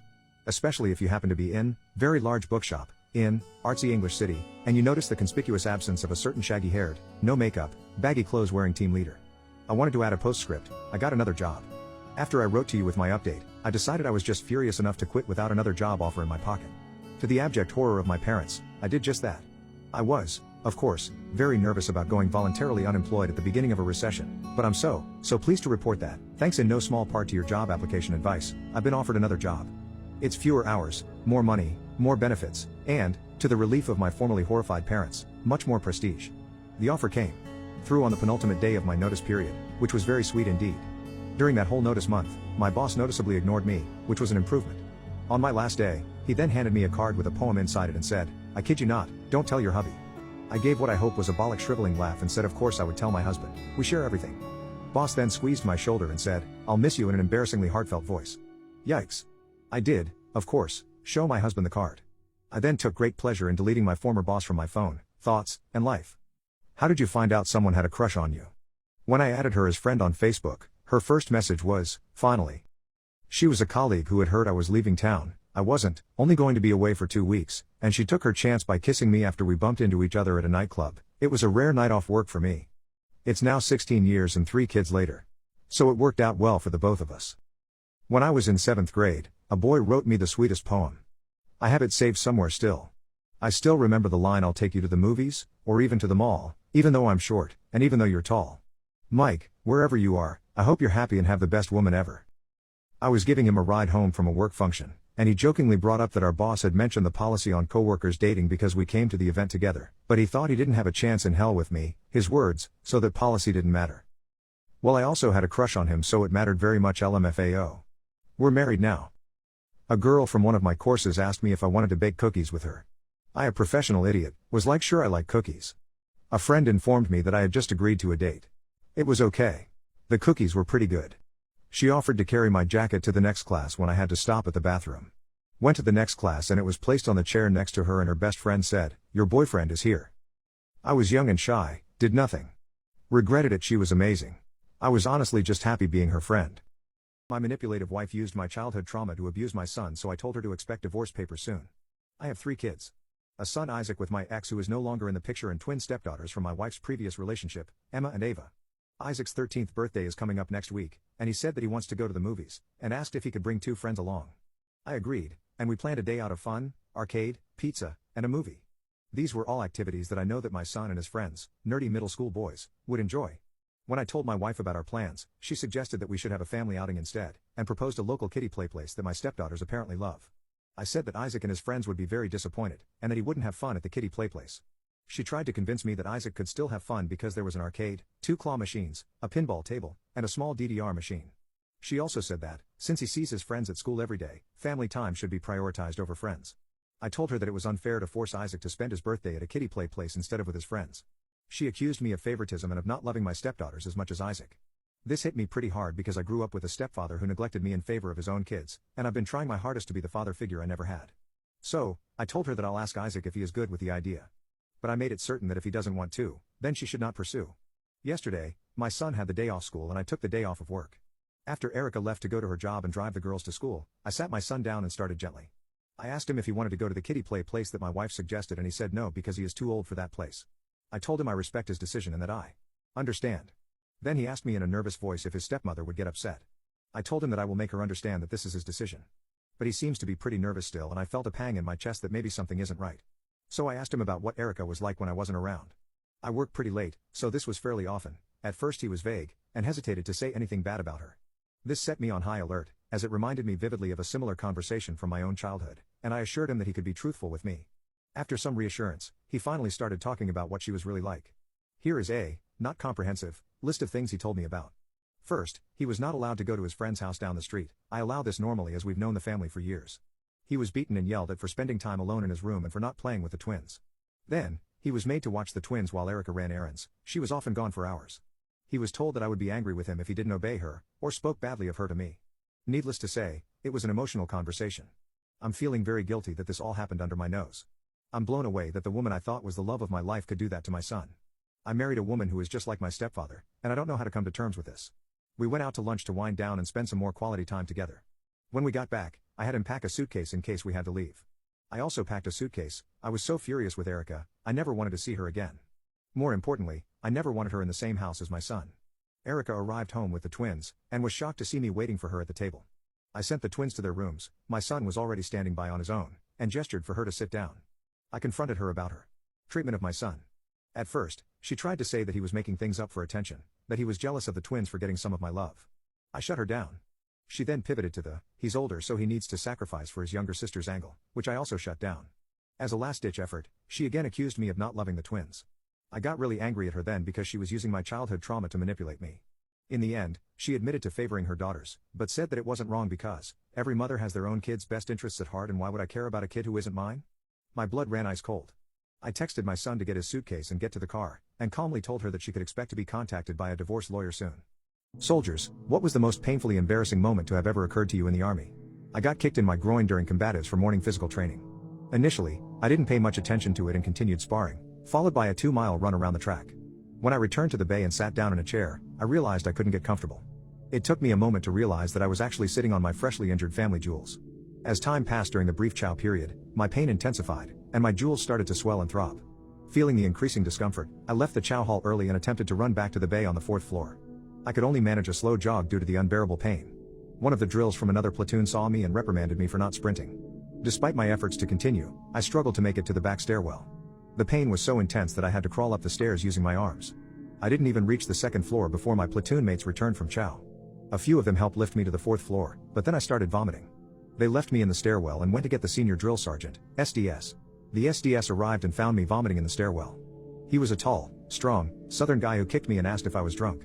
At this point, the only thing that relieved my 15 out of 10 pain level was having my hands shoved down my pants, massaging my manhood and moaning. I believe he misunderstood and thought I was entertaining myself. So he kicked me again and told me to stop. All I could manage to moan was, "My jewels. Drill sergeant, my jewels." He looked at me like I was some weirdo, but I couldn't stop moaning and massaging my groin. SDS was pissed, and started to ask who knows what the hell is wrong with me. The guy that missed his kick and hit my golf balls finally runs up the stairs from chow. He goes, "Oh, shoot. I kicked him right in his 3rd leg earlier, but he seemed okay." He finished his run and went to chow and stuff, so I thought he was okay. In my incoherent state, I continued to rub my groin, and the SDS had some guys drag me to a Chevy S10 truck. They threw me into the bed of the truck and he quickly drove across Fort Benning, causing me to be thrown around in the back. At one point, I vomited out of the side window of the truck. We eventually arrived at the troop medical clinic where the SDS informed the intake nurse about the situation, and hurriedly left. The intake nurse was a fat civilian lady who seemed disinterested, filing her nails, and watching daytime TV.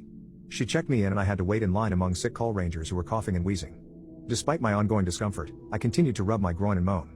The other recruits gave me strange looks, and the intake nurse yelled at me, "That ain't gonna getcha sent no sooner. Wait your turn, soldier." Shortly after, I vomited again and collapsed. This caused those with normal third legs to scatter and insist that I jump to the front of the line. A major, who was a physician assistant, PA, came over and took me to his exam room. I explained what happened, and he recognized the symptoms.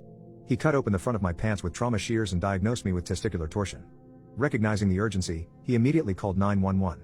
He warned me about the risk of losing my family jewels due to the delay since the injury occurred hours ago.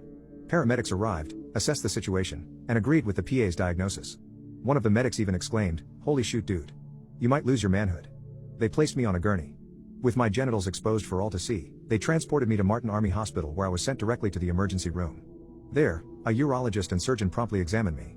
The urologist, a kind young major, explained the situation and the surgical procedure required to restore blood flow. He then administered morphine for the pain. A soldier from my platoon arrived as my battle buddy since my SDS had informed the first sergeant about the incident, causing some concern within the chain of command. My battle buddy took charge of my belongings and sat with me. The urologist returned, provided me with more morphine, and gave me his cell phone to call my parents and update them on the situation. They told me they'd be back in a bit to wheel me over to surgery. The morphine hit me like a freight train. I was tripping balls hardcore. I hallucinated that my battle buddy was a terrorist trying to kill me in the desert. I tried to get out of bed and attack him. Then I called my mom. At this point in one station unit training, OSUT, I hadn't been home in weeks. I think I talked to her for maybe 3 or 4 minutes total since being at training. So imagine her when she randomly got a call saying, "Hi mom, it's me. I got hurt really bad down here and I'm going to die." Then I hung up the phone and passed out. Remember this part for later. The surgery went well, with the doctors successfully saving my reproductive organs. When I woke up in the recovery room, my battle buddy had left, and a group of nurses and the urologist entered. They reassured me that everything was okay but instructed me to rest in bed for a week.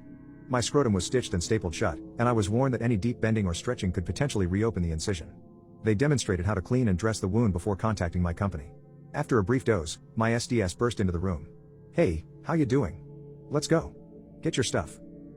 Drill sergeant, I don't have anything." My battle buddy had my clothes and stuff and I think he went back to the company. Aw, Jesus Christ. Alright, let's go. Cue amazing montage of my SDS pushing me through and out of Martin Army Hospital with me just in my hospital gown. My butt was just hanging out as we passed field grade officers and senior NCOs who gave us looks of disgust. We got to his truck and I went to get into the bed and he goes, "No. No. You can sit up front with me. Come on." We drove across the post and he went over some railroad tracks, trying to take it easy. He noticed me grimacing as we hit bumps and said, "I know how that feels. I took grenade shrapnel to my balls in Afghanistan in '03. I had to have an emergency vasectomy type procedure and then immediately go back on patrol." Upon returning to the company training area, the first sausage rushed out of the office. "Get the hell in there, pick up my phone, and call your goddamned mother. Take however long you need to assure that woman that you are not dead. Tell her that you are fine and to stop calling the office." I called my mom who had called Fort Benning as soon as I hung up on her, asking why her son was dead, and so on. Of course, everyone was confused as hell and everything spiraled downhill from there. The aftermath was even better. I was on bed rest for a week, which was weird as hell. Everyone got up for physical training, I rolled back over. They came back, changed, went to training, and I rolled back over. Afterwards, I was on light duty with the rest of the Brookschlong Brigade. At one point, the drill sergeant in charge of us was handing out chores. I had a hardcore waddle at this point since the wider my legs, the less pressure on my family jewels. He just looked at me and said, "What the hell is wrong with you?" I told him my story and I thought he was going to tear up. It was really emotional for him. He had me sit in the company office and answer the phones. I waddled to chow once and a drill sergeant from another company was knife-handing people not running to and from chow. He cornered me then chewed my butt for not being motivated. One of my company's drills ran over and whispered in his ear. He came over and apologized. Then he gave me a weird look, looked down at my crotch, apologized again and walked off. After 3 weeks, the stitches came out and I was good to go. I entertained myself furiously as often as possible to make sure everything was still firing properly. I have a giant scar from the base of my donger down my golf balls to my taint. I was worried about being recycled, but I think the company staff felt so bad for me. I made up training on weekends with other companies in the battalion and still finished on time. Am I the a-hole got telling my daughter-in-law that she isn't my kid and she isn't invited to a daughter's lunch? I have 2 daughters. When they were younger, my wife and I realized that I spent more time with the boys and she spent more time with the girls. So we made father-daughter dates for me and she does son-mom dates. They are all adults now, but we still do those dates, but they are just less often. So my 2 daughters and I are going to have tea house. The youngest picked it and just catch up. Now my oldest son got married to Sue. She is a nice girl and I see her at holidays and other events. I got a call from Sue asking about times for tea. I was confused and asked what she was talking about. She explained the daughter-father date and I am her daughter-in-law. I told her this is just a thing between me and my daughters. She repeated that she is my daughter-in-law. This went on for a few times until I told her that she isn't my kid and that she is not invited. She hung up and now I'm getting calls from my oldest, my son, her husband, for being a jerk and not welcoming her into the family. Update, I had a conversation with my son, he is the one that mentioned it. I explained what happened and he told me that is what he heard from Sue after she calmed down. He called me a jerk since she was crying and he thought I flipped out on her. I also talked to Sue and she gave an apology, and I apologized for being harsh. She heard about it from my son and thought it would be a nice way to get closer to my daughters. I explained the tradition and she told me she understood from the first call. She panicked since I told her no, so she kept repeating. She told me she was quite embarrassed and asked if she was still invited to the Halloween dinner coming up. She is. She wants a closer relationship with my daughter since she is an only girl on her family. I told her that as a conversation with them and trying to force herself into traditions won't help that. I suggested she invite them out to a winery or something. My delinquent friends tried to force me to rope someone, so I exposed them to the whole town and put them in jail. So, to put it simply, I was a little crap as a kid. I was smoking from the age of 12 and didn't give a crap about anyone but my friends. They were my real family, or so I thought, and the group of all three of us would cause trouble every single day. Long story short, when I was 16, my parents finally had enough, and despite all my tantrums and screaming and even some physical violence against my dad, they decided to put me in a school for troubled youth. Without going into too much detail, I'll say that this school changed me. By the end of my second summer, I was a changed kid and was coming back. I missed my friends, and hoped they would just accept me back despite the fact that I hadn't spoken to any of them in over a year. And to my relief, I was accepted back with open arms. One day I was at the gym with them when one of my friends, Kevin, started telling me about a college party they were all planning on going to. I was hesitant about it because I didn't think my mom and dad would agree to let me go, but then Kevin started talking about this girl he was planning on inviting. He started to tell both my other friends, and me, that he'd been trying to get her into bed for a while and she kept making excuses, so he planned on taking her to the party and finally smashing. When I asked him, in a joking way, what makes you so sure she won't reject you again? He looked me dead in the eye and said as casually as you please, the most chilling sentence I have ever heard in my entire life. I'm just gonna slip something in her drink. It'll loosen her up, no problem. At first I just kind of awkwardly laughed, thinking it was some effed up joke, but they weren't laughing with me. When I asked him if he was serious, he told me he was sick of her bull games and knew she was just stringing him along, and that the substances would just make things easier. I excused myself from the conversation pretty quickly and practically bolted home. I spent the whole night convincing myself my friends were just messing around. Then the crap finally hits the fan. During yet another, after-school training session, we all end up the last in the lockers. And Kevin does something I never would have expected in 1,000 years. All three of them have been talking about the party this whole time, then Kevin starts rummaging through his gym bag. He tells us all to look at this and tosses Luke a small bag of little pink substances. Immediately, I feel the blood drain from my face, and like a bomb's going off in my head, a voice in my mind is screaming, holy crap, this is really happening, this is serious. It's really hard to describe what I was feeling when Kevin started going into detail about how he planned on inviting the girl to the party, slipping something into her drink and making use of one of the frat boys' bedrooms for a few hours. I was sick as I listened to all three of them talk about how awesome the party was going to be after just describing how they were planning to rope a girl. I couldn't take it, and again I ran off. I almost couldn't believe it. I thought of them as my own family, thought I knew them better than anyone, but 1 year away in this? I knew I should have told someone, but in some effed up way, my loyalties were still messed up. I didn't want them to get into trouble, but at the same time, I knew I couldn't let this crap go down, so instead of reporting all I'd heard to an adult like a normal person, I decided I'd sort it out all on my own. So I went to Kevin, and told him not to do what he had planned. Told him it was stupid and dangerous and would ruin both his life and the life of the girl he was planning on doctoring. He didn't even blink. He got right in my face and told me, I'm doing that little beach a favor. She's a virgin. And after this party, your mom won't be the only one. Finally getting some. I punched him. We fought, and we both got sent home on suspension for fighting. And now, to the revenge. After a weekend of being grounded, I went back to school, and the first thing I did was seek out Kevin.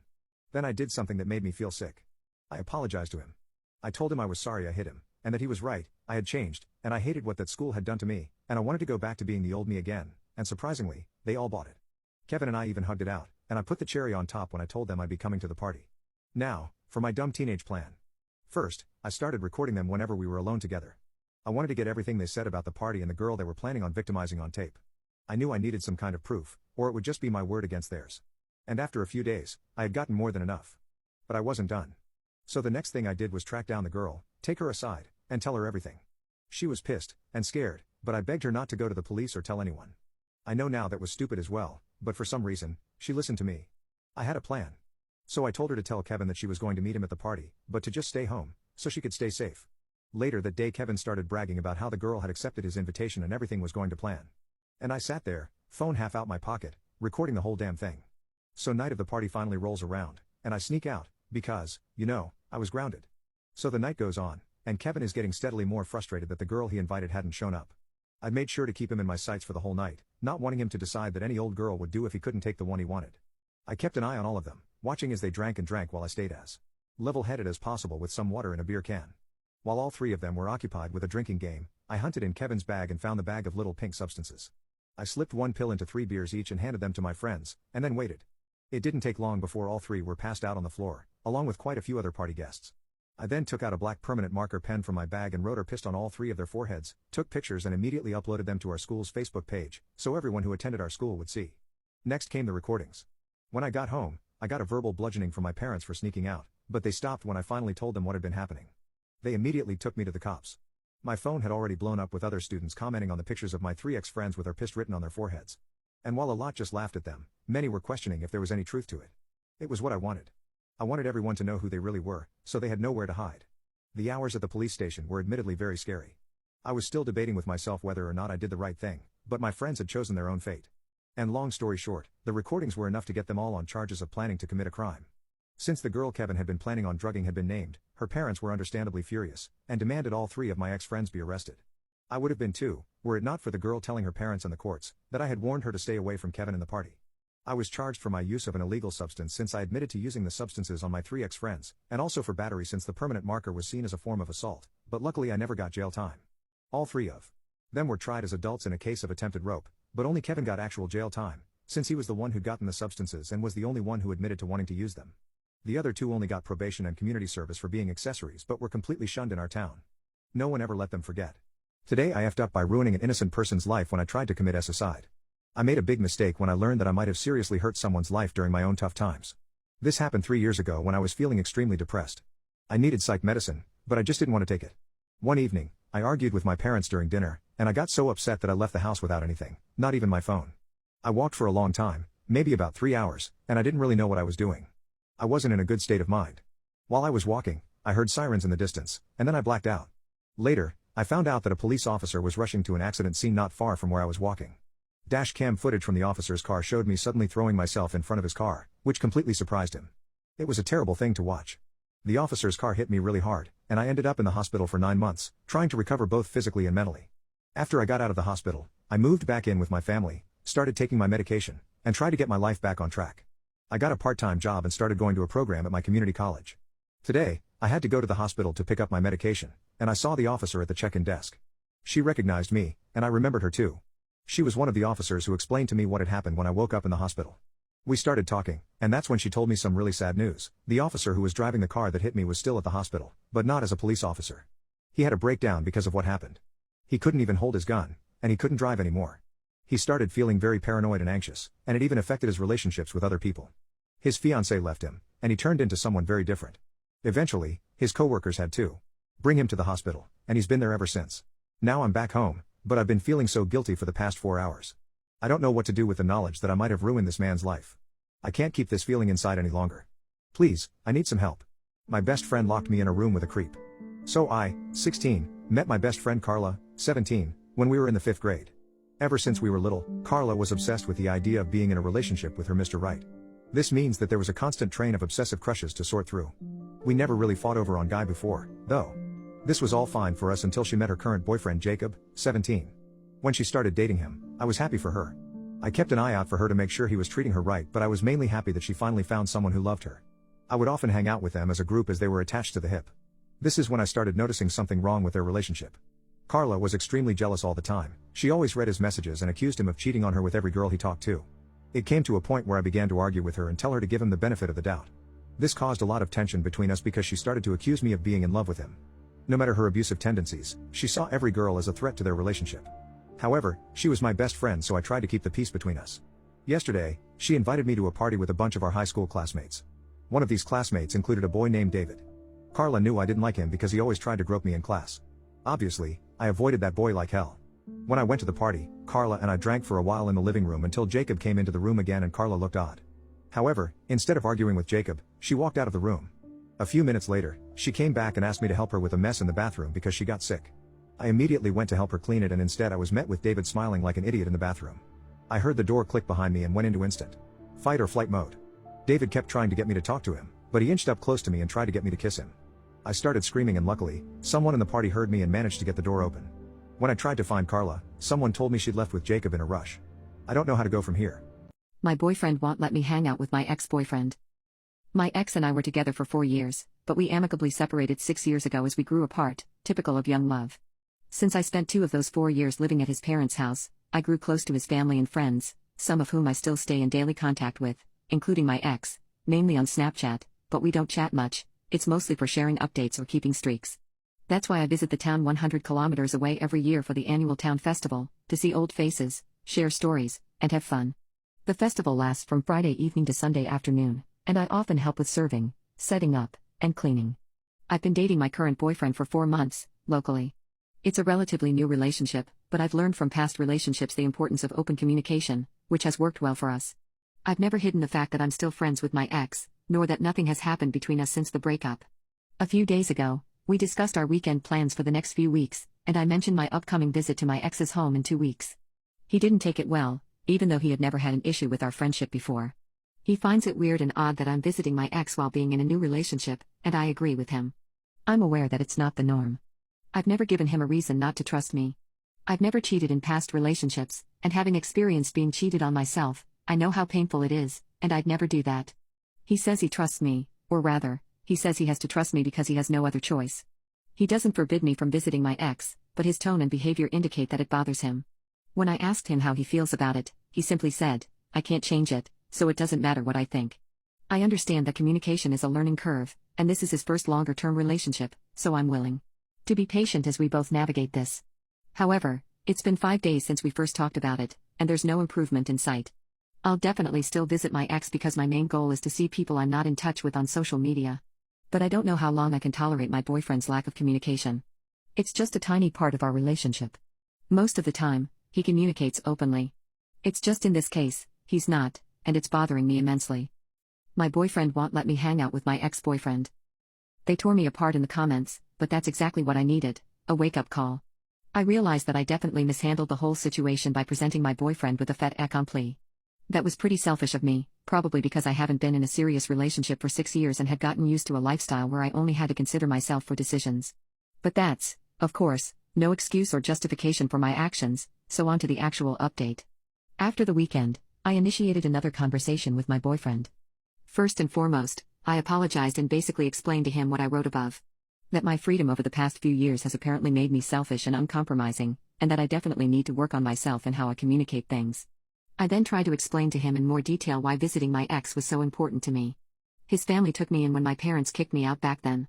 They loved me as if I were their own child, just when I needed it most. Not just once did they pull me out of a depressive, in one case, even suicidal, pit, and I will be forever grateful for that. I'm still in regular contact with my ex's friends and meet up with someone from the group about every 2 months. I tried to make him understand that I'm not specifically going to see my ex but everyone who lives in that village. The annual town festival is the weekend of the year when everyone comes together there. I told him how sorry I was but that the visit had been arranged for almost 10 months, and they were also counting on my help with the festival, and I would feel guilty. I had been looking forward to the festival for so long that not being able to go would break my heart a little. But despite all of this, none of these things were the end of the world, and they could somehow be straightened out. If he really wanted me to, I could cancel it. His reaction surprised me. He communicated that, thanks to the detailed explanation, he now understood and was happy for me to see those people again. He said that what had originally bothered him was how I had communicated it. He told me to go and have fun. However, he couldn't come along due to other commitments. The following 2 weeks were quite uneventful. Whenever the visit was mentioned, he genuinely seemed happy for me. Fast forward to the Friday I was supposed to leave.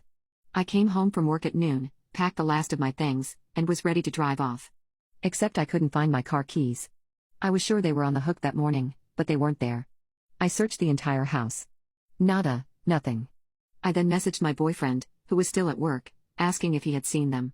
After half an hour, he replied that he didn't know, but he could check his pockets to see if they were there. I thanked him and waited. Another half hour passed, and he messaged that they were indeed in his pocket but that I didn't need to come to get them. It would take 30 minutes each way by public transport, because he'd be home in an hour anyway. I thought, all right, I'll wait for that hour and then leave. That way, I'll see him again before I go. After an hour and a half of waiting, I called him. He was still out with a colleague having a drink. At that moment, I had already given up on leaving that day without being overly tired. I told him not to rush, that I'd wait. So, I laid down on the couch and watched some TV series. Shortly before 11 at night, my boyfriend came home slightly tipsy and acted like everything was normal. I asked him if he could give me the car key so that I could leave early in the morning. After a few minutes of hesitation, he said that he had left it at work.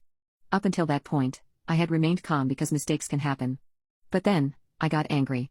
I asked if he was serious. Yes, he said, he was sorry, but there was nothing he could do now. The office was closed. Until Monday. But we could have a nice weekend at home.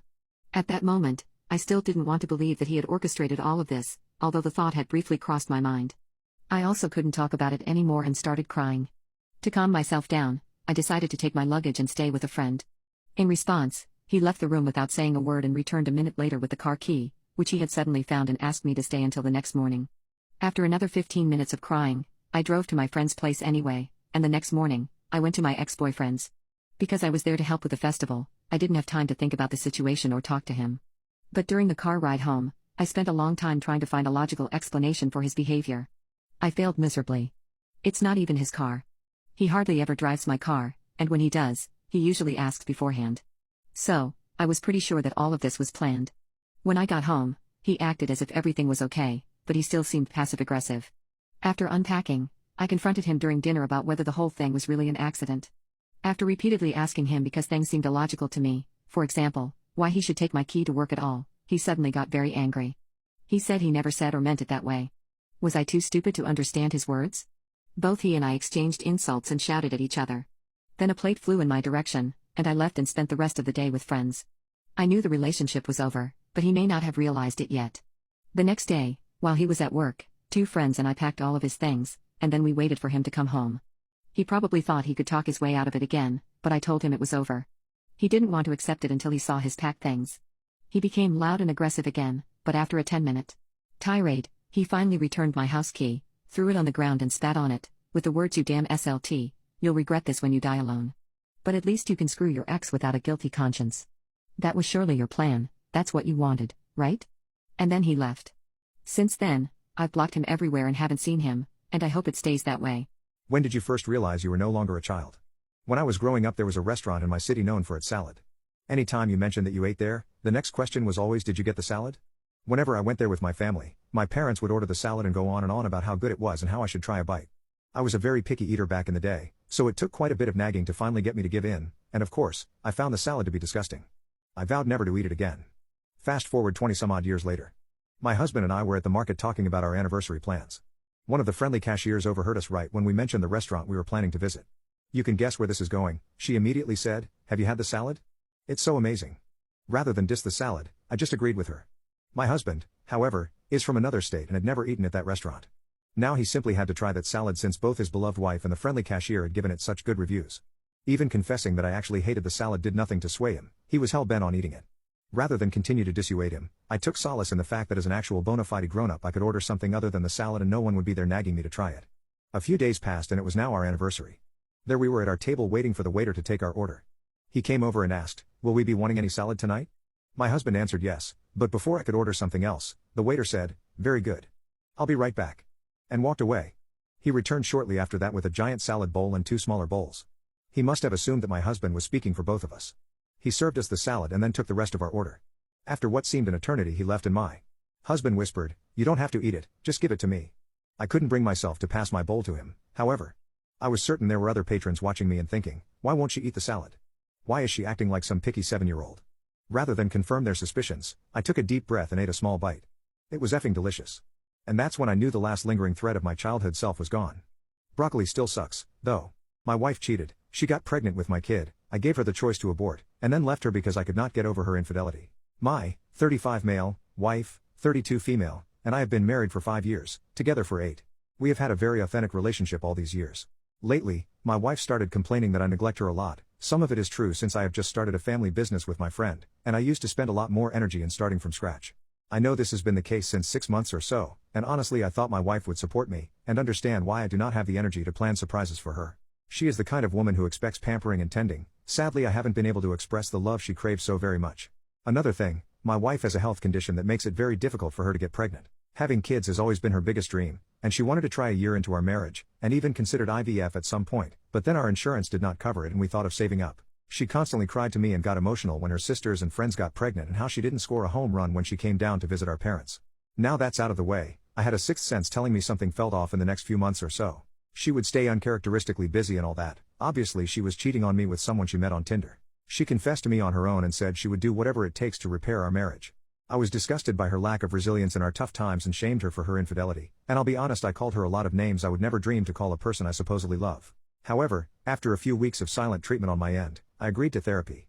Soon, we found out that she was pregnant. Her first reaction, she came running gleefully from the bathroom and announced that we are expecting a miracle. She looked so energetic and full of baby fever, but I was not too thrilled. However, my wife said she never made love with her affair partner, so this baby was ours, and the paternity test which my wife obliged to also proved the same. However, I was not on the same page as her, and told her that our marriage is hanging on by a thread and we are not ready to be parents yet. She pleaded with me to keep it, that this is our baby, already her chances of conceiving are slim and all that crap. I was still not over her cheating and gave her an ultimatum.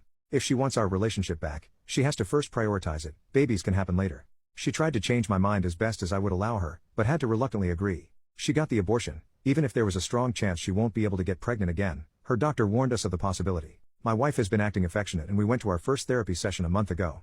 Honestly, the way my wife justified her cheating on my lack of attention in the past few months has disillusioned me from her and I feel a lot worse.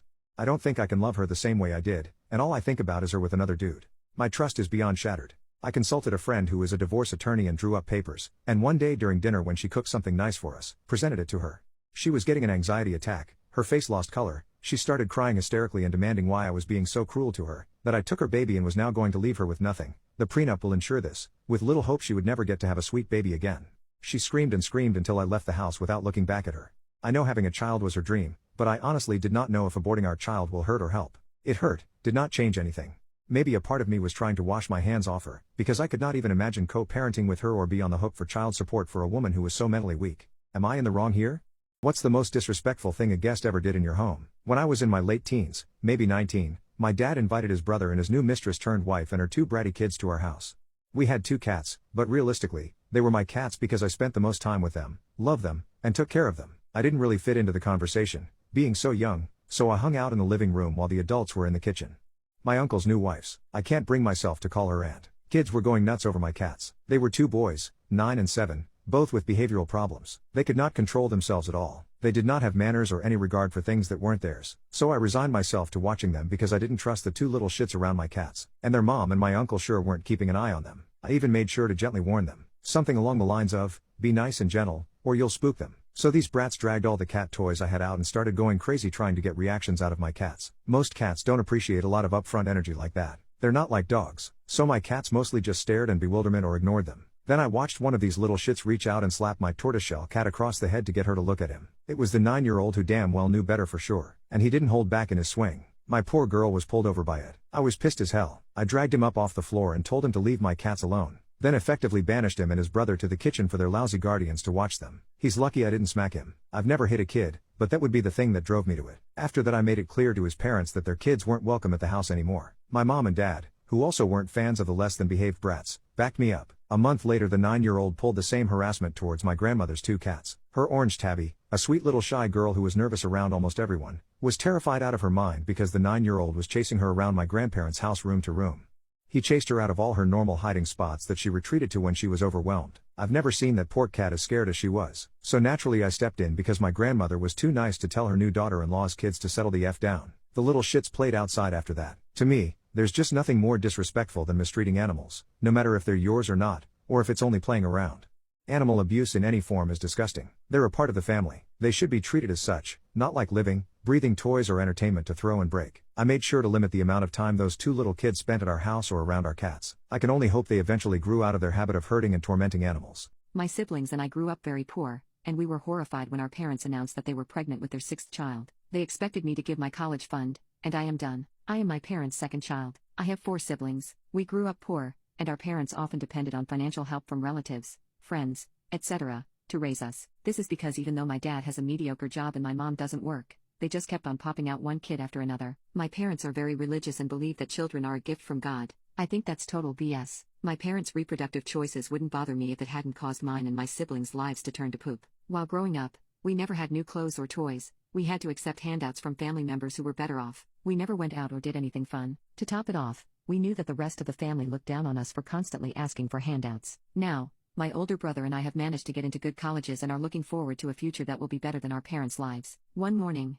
my parents called all 5 of us into the living room. Mom said she had great news. The smile forming on my face died a quick death when she said, "We're pregnant." I lost my temper. I asked them how they could be so stupid and irresponsible. Do they not have enough financial troubles already that they have to bring in another mouth to feed? My older brother tried to calm me down, but I was livid. After a lifetime of scarcity because of my parents' stupidity, they still hadn't learned their lesson. I asked them how they planned to provide for the kid. My dad told me I would have to give up the money our great-uncle had left me. He had left all 5 of us some money which only we could access when we turned 18. I said, "Hell no. That money would help pay for my college expenses." He called me selfish for not being there for my family. My mom started crying and called me a heartless monster. Dad told me he was disgusted with me. I told them there was no way I would pay for their stupidity. What I was really worried about was my siblings' lives getting even worse. My older brother and I have escaped our parents' clutches, but the others, especially my younger sister, will be expected to help take care of this baby. No teenager deserves to have their adolescence ruined by diapers and a screaming baby. I know what it's like, as I had to endure that. I was expected to be an unpaid nanny to my younger brothers and sisters. My older brother could go out with his friends and have fun, but I had to stay home, help give baths, and feed the toddlers. I decided to involve some family members so they could talk some sense into my parents. I called my mom's maternal cousin. She's one of my favorite people. When I told her that mom and dad were having another kid, she said, "What, again?" I told her everything and how they expected me to hand over my inheritance. She said she was going to speak to my parents and told me not to sign over anything. I promised her I wouldn't. I also called 2 of my first cousins, one of whom is an accountant, so she could explain to my parents how much of a financial liability this baby is going to be and try to convince them to give it up for adoption. I moved out of my parents' home a few days ago. I was only going to stay there until the lockdown was relaxed, but I just can't bear to listen to my mom's nagging about how this baby is a blessing and that I want to unalive it. I've moved into a friend's basement for minimal rent. My mom's cousin paid them a visit about a week ago and tried to tell them they weren't doing this child any favors by bringing it into a life of poverty. My mom was very rude to my aunt and told her that a woman who chose to remain barren will never understand a mother's love. My dad told her to get out. The aunt told me she could do nothing, but she did try. I didn't blame her. The cousin tried to explain the economic impact this kid would have, and my mom cried about how everyone was trying to take away her baby. The intervention didn't do poop. So now I've decided to cut contact with my parents. I just can't watch my family slide further and further into a hellhole. I'll be maintaining contact with my sister just to make sure my parents can't brainwash her. My older brother will stay in touch with all of them, which is good because he can act as a link between me and the other siblings if my parents ever forbid them from talking to me. Otherwise, I'm done with these people. My ridiculous mother helped my golden child sister pay for a house and hid it from us because child-free couples don't need a home, so my brother refused to introduce her to his child. I am the oldest of 4 siblings, with my middle sister Sally and her twin brothers. Money was always tight while we were growing up. To make ends meet, my dad worked 2 to 3 jobs a day, and my mom worked night shifts, leaving us with limited time with our parents during the week. Since my parents were busy working, I took on a significant role in raising my siblings and managing household chores from a young age. I started working at 16, doing waitress jobs, while also taking care of homework, household chores, and looking after our pets. My dad always appreciated my efforts, but my mom didn't show the same recognition. She often favored Sally, treating her as the golden child who could do no wrong. Despite this, Sally and I are close, although she lacks street smarts and understanding of the real world. Fast forward to the present. I worked hard throughout my 20s, alongside my husband, diligently saving money. Meanwhile, Sally and her husband faced frequent financial struggles. My mom would often ask me to lend money to Sally, and whenever we hung out, I ended up footing the bill for dinners and drinks. Despite being a lawyer and earning more than me, Sally struggled with debt due to her spending habits. When my husband and I bought our first home at 30, Sally seemed envious but never explicitly showed it. Last year, Sally and her husband surprised everyone by purchasing a new townhouse in a prestigious neighborhood. During her housewarming party, I overheard Sally's husband mentioning that they couldn't have bought the house without Sally's mom. Confused, I asked him, and he revealed that my mom had given them $40,000 as a deposit for the house. I was shocked, as my mom had never given me any money. I chose not to confront Sally or my mom immediately and discussed it with my husband. Instead, months passed, and I finally brought up the issue with Sally during dinner. When her card got declined, I ended up paying the bill, and when she mentioned being broke, I snapped, questioning her expensive choice of restaurant when she couldn't afford it. In the heat of the argument, I blurted out that my mom had funded her new house. Sally tearfully admitted that it was a gift from mom, sourced from her inheritance after our grandmother's death, with explicit instructions not to tell me and my brothers. I argued that it wasn't fair for mom to give her such a substantial amount without considering her other children. Our argument continued all the way home, with Sally expressing remorse for not telling me but insisting they needed the money to buy the house as they couldn't save enough on their own. Later that night, I confided in my dad, who urged me to apologize to Sally despite understanding my frustration. I plan to speak to Sally soon, as we are close, but I'm still too angry to confront my mom about the money. My immediate action now would stop giving my sister money. She already called asking if I would go see a band with her, but if I could grab the tickets and she will pay me back next week. I told her no, that I'm done spending my money on her. Update: first off, I reached out to my sister, Sally, and apologized for yelling at her. She assured me there was no need to apologize and expressed feeling bad about the situation. Later that week, Sally and her husband invited me over for dinner to talk things out. During our conversation, they both apologized for not disclosing the money and keeping it a secret. They confessed that despite their efforts to save for a house independently, Sally had accumulated a significant amount of undisclosed debt, making it impossible for them to purchase a home without the money our mom provided. While I believe Sally's assertion that our mom offered the money without being directly asked, I can't shake the feeling that there's more to the story, given Sally's knack for subtly seeking assistance. I explained to them that while their apologies were appreciated, the fundamental issue remains that they deceived me, and I only found out by mistake, suggesting they had no intention of coming clean. I emphasized the importance of trust in our relationship. I then asked if our brothers were aware of the situation, which they were not. I urged Sally to inform them, which she did. Both brothers were understandably upset, primarily directing their anger towards our mom, and sought further details. Sally relayed the same information to them as she had to me. Their main question echoed mine: why had our mom chosen to assist Sally and not any of us? They recounted instances where they had openly discussed financial struggles. This is one reason they joined the military. My husband and I have openly discussed money with our parents and made significant sacrifices to save for homes, yet our mom hasn't offered financial aid to any of us. Contemplating whether to confront our mom directly, I ultimately decided that she might not be forthcoming with me. Instead, I had Sally call her with me present on speakerphone to pose the questions. The bottom line: Sally plans to start a family, whereas my brothers and I are child-free by choice. Sally is the only one intending to give our mom grandchildren. Upon hearing this, I couldn't hold back my hurt and frustration. I confronted our mom, expressing how her favoritism felt like a betrayal. Initially resistant, she eventually relented, admitting that Sally's plans factored into her decision to help her purchase a house. Mom said things like, "Sally is going to give me grandkids, so needs a house, and child-free couples travel so much you are never home, so you don't need a house." I wish I could say I delivered a great comeback, but in reality, I was overcome with emotion and left in tears. I spoke to my brothers alone after all this and told them everything. They also said it was very unfair. Turns out the youngest brother girlfriend is 2 weeks pregnant. They had not told anyone yet as it's so early, and they are now considering not telling mom and all. The following day, Sally visited me to talk more, but I didn't want to talk about it to anyone. I've resigned myself to the fact that further probing won't yield any solace. I have my answer. I did, however, inform Sally that I won't be footing the bill for our outings anymore. If she wants to dine out, it's her turn to treat me, or we'll opt for home-cooked meals at her place. Regarding our mom, I've maintained very limited contact with her for years, and it may be time to cut ties altogether. For now, both my husband and I have blocked her on all communication channels. Who's a person you know that refuses to grow up? My brother is 31 years old. In his time on Earth, he has not had to lift a finger to keep any of his needs met. He dropped out of college after less than half a semester because he could not bother rolling out of bed before noon to take the car our parents got him to class. He's worked a combination of 2.5 months in his entire life. He lost his first job at a Dairy Queen because he swore at a mother over the drive-through speakers, and lost his second because he got caught stealing from the till of a family-owned restaurant. He has spent the last 8 years rolling out of bed at 2 p.m. to do nothing but play video games and troll Discord servers to find someone just as pathetic as him to hang out with. It does not help that he's an annoying, violent, self-centered brat who would push my parents in front of a bus for the thrill of the dopamine hit. My parents always tried their best with us. They gave us everything we ever needed in life and then some. They have always been more than understanding to all of their children. For me and my 2 siblings who are worth something, it leads to incredible performances in academia, well-paying jobs, and an amazing start to our adult lives. I wish I could commend them for the 75% success rate,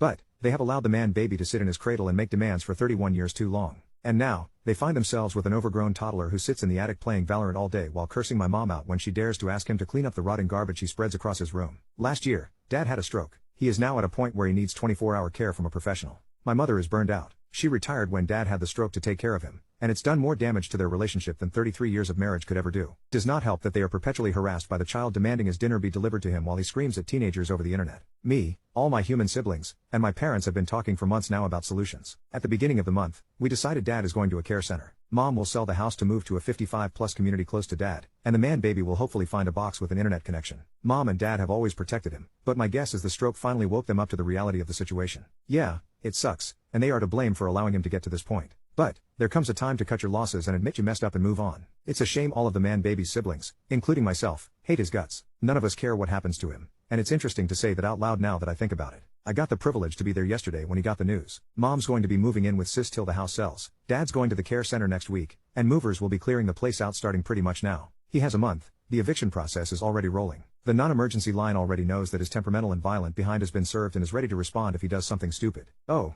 and our firefighter neighbor will be over in only a few minutes if he needs his butt put in gear on short notice. It was wonderful. His meltdown was legendary. He actually stomped his feet and screamed that it's not fair. Said he was going to sue us all. Screamed in an elderly man's face saying he wants to kick his butt. He demanded to know what we were going to do to help him find a place to live, how much money we were going to give him to make sure he didn't end up on the streets. Asked what he's supposed to do about the fact he was saving his money to buy a new graphics card. He somehow still does not understand exactly what he is now facing. He's now not talking to mom or dad. He's locked himself in his room since last night and only comes out to use the restroom and take food from the pantry that will not be filling itself anymore. It's great as my brother is staying there and working remotely to make sure he does not try anything, and to update me and my sister on the man baby's tantrum. What's the biggest invasion of privacy you've ever faced? Several summers some friends and I rented a beach house for the summer. Technically, it was half a house in that there were two entirely separate homes touching one another, with two kitchens, two of everything. They were connected only by a single door on the second floor, which allowed the landlord to make it a single really big house for all his guests during the off-season. In season he'd isolate the living spaces into one 4-bedroom house and one connected 5-bedroom house, which we had rented for ourselves and our guests, some of whom contributed to our cost. Not being entirely stupid, we asked that a lock be installed on our side of the connecting door, to which he agreed. We and our guests got settled and spent several fun days on the beach, making dinners together and enjoying perhaps a bit too much wine. We were also mindful of the fact that the houses shared a common wall, so we kept the general noise and music low. But, on the whole, that first week was great. And then something unusual happened. One morning one of our guests said she sensed something in her bedroom in the middle of the night. It was a moonless night, so it was more a matter of feeling than actually seeing, but she was adamant that someone or something was in the room. With ample wine, we were feeling no pain by bedtime that next night, but still, the two of us made sure the latch on the connecting door was securely bolted when we went to bed. Several nights passed uneventfully, and the incident was forgotten as after all, she hadn't actually seen anything. But that night I woke up to screaming. Some other guests and I ran to her room and this time she was certain she saw someone, a man. But he bolted from the room so fast that she could not tell who it was.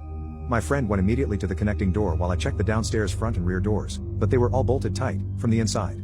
Knowing none of our friends would have been sneaking around, suspicion began to fall on the landlord. He was living in the connected house at this time, so we walked around outside to his half of the building and knocked on the door. Nothing. So we pounded on the door, hard. No lights, no sounds, no movement. Maybe he wasn't home, or maybe he was hiding in shame and guilt. Either way, we were certainly not going to break into his house to find out. Of course, we also considered calling the police, but what exactly would we have said? Maybe someone was in the house? But only one person saw him. They were half asleep at the time, it was too dark to recognize who it was, and the doors were all bolted from the inside. The call would have been awkward at best. When we returned, my friend and I decided to check the door lock properly. We decided to very quietly unscrew and examine it. And that's where we saw it. The latch covered a slot about an inch long that had been carefully cut through the door, and on the back side of the latch there was a hole drilled into the slider. It was set up so that someone on the lock side of the door could put a pin through the slot and slide the latch back and forth. Quietly I showed it to everyone in the house and took pictures of it. We should have probably called the cops straight away at that point, but we took a vote and decided we wanted to get real evidence first. The next night, we set up a video camera hidden on a shelf at the far end of the hallway, pointing at the door, and connected it to a phone so we had a live feed. Then, in pairs, so we wouldn't fall asleep, we took turns standing watch from midnight to sunrise, hiding in the closet bedroom watching the feed. We quickly called the cops. At 3:45 a.m. we heard the faint click of the latch sliding to the unlocked position, and on the feed, we saw the door opening. It was him. And we had it on video. The friend he seemed to be targeting was rooming with another guest for her safety, but sure enough, he headed straight to her room. One of us flipped on the lights and blocked the connecting door, and the other ran down the hallway filming. We had him. On tape. Stupidly, we hadn't really talked through what we'd do if we actually caught him, but luckily, there was a lot of yelling and swearing, but no physical violence. After a half hour, the cops arrived and took him away for questioning. To this day, we still don't know what his motive was. Why he was so eager to get into my female friend's bedroom will forever be a mystery. We also got a refund from him for the beach house, but at this point, we were all pretty eager to get far, far away from it. A weird old man followed me home every day when I was 14. I thought he was my friend. It all started when I was just 14 years old. At the time, I was attending a private secondary school, and I used to go to my grandmother's every evening to wait for my mother to get off work and pick me up. My grandmother, who was retired, would wait for me in her car when I got out of school, but the more time passed the more I wanted to be independent. So I asked her if I could take the bus home, and she agreed. I liked to put my headphones on and take advantage of the long journey to listen to my favorite music and be in my own bubble. The nearest bus stop to her house was about 10 minutes away on foot. When I was 14, I was really childlike. I didn't have a woman's shape and always had cute stuffed animals hanging on my bag. And then, I first noticed this guy on the bus, must have been in October. He must have been in his 40s, not very tall and bald. He was staring at me. I even had the feeling that he wasn't blinking. He was giving me smiles that didn't inspire confidence, but it was completely instinctive. I'd never been confronted with the reality of the world, I was still very naive, so I thought nothing of it. In fact, I thought he was just someone who wanted to be friends. I didn't say anything, however, just out of caution. I just decided to run away from the situation that didn't make me feel comfortable, by looking in another direction, and that was that. I was not going to be the first to strike up conversation, but if he didn't, I would engage and make a new friend. This was my thought process. That was just the beginning of something I would remember forever. This man took the same bus as me, every day at the same time, even when my schedule changed. He became almost a regular to me on the bus. However, to this day I still have no idea how he could have gotten this information as to when I was on the bus. A little while after this all began, I started questioning whether or not he was actually my friend. He was always staring at me with those strange smiles, never letting up, but never talking to me. I'd get off the bus at my stop, he'd stay on, and then the cycle would start all over again the next day. I was getting a little scared but did not tell anyone in case the person I told got mad at me for making an sweet old man out to be a bad guy. That was my thought process at 14. But then one day near the end of the school year, I'd had enough. I got off at a stop halfway through the journey, and hid behind a tree to try and lose him. I'd had enough of these persistent stares. Except that the guy also got off. And he started looking for me. There was nobody around, and that's when I realized I wasn't safe. The guy was calling me, "Where are you, sweetheart? Come on, let's have a chat." I was sweating and unable to move from my tree. Of course he eventually found me. "You're really pretty, you know that? I'd love to have a chat, get to know you." Frankly, I didn't want to get to know him at all at this point. I knew he wasn't my friend. He terrified me and I wanted to go home. I tried to make him understand that he was freaking me out and that I wanted him to leave me alone. I asked him what he wanted, and he kept saying the same thing over and over, just to get to know each other. The next bus arrived and I took the opportunity to run onto it, except that he did too. He sat down, stopped talking and stared at me smiling. I was in an internal panic, my thoughts were going in all directions and I didn't know what to do. I made the worst decision of all, getting off at my usual stop and going back to my grandma's anyway, thinking he'd do as usual and stay on the bus. Except that this time he got off at the same time as me. The stop was in a very lightly trafficked area and was lined with little dirt paths that served as shortcuts to parallel thoroughfares.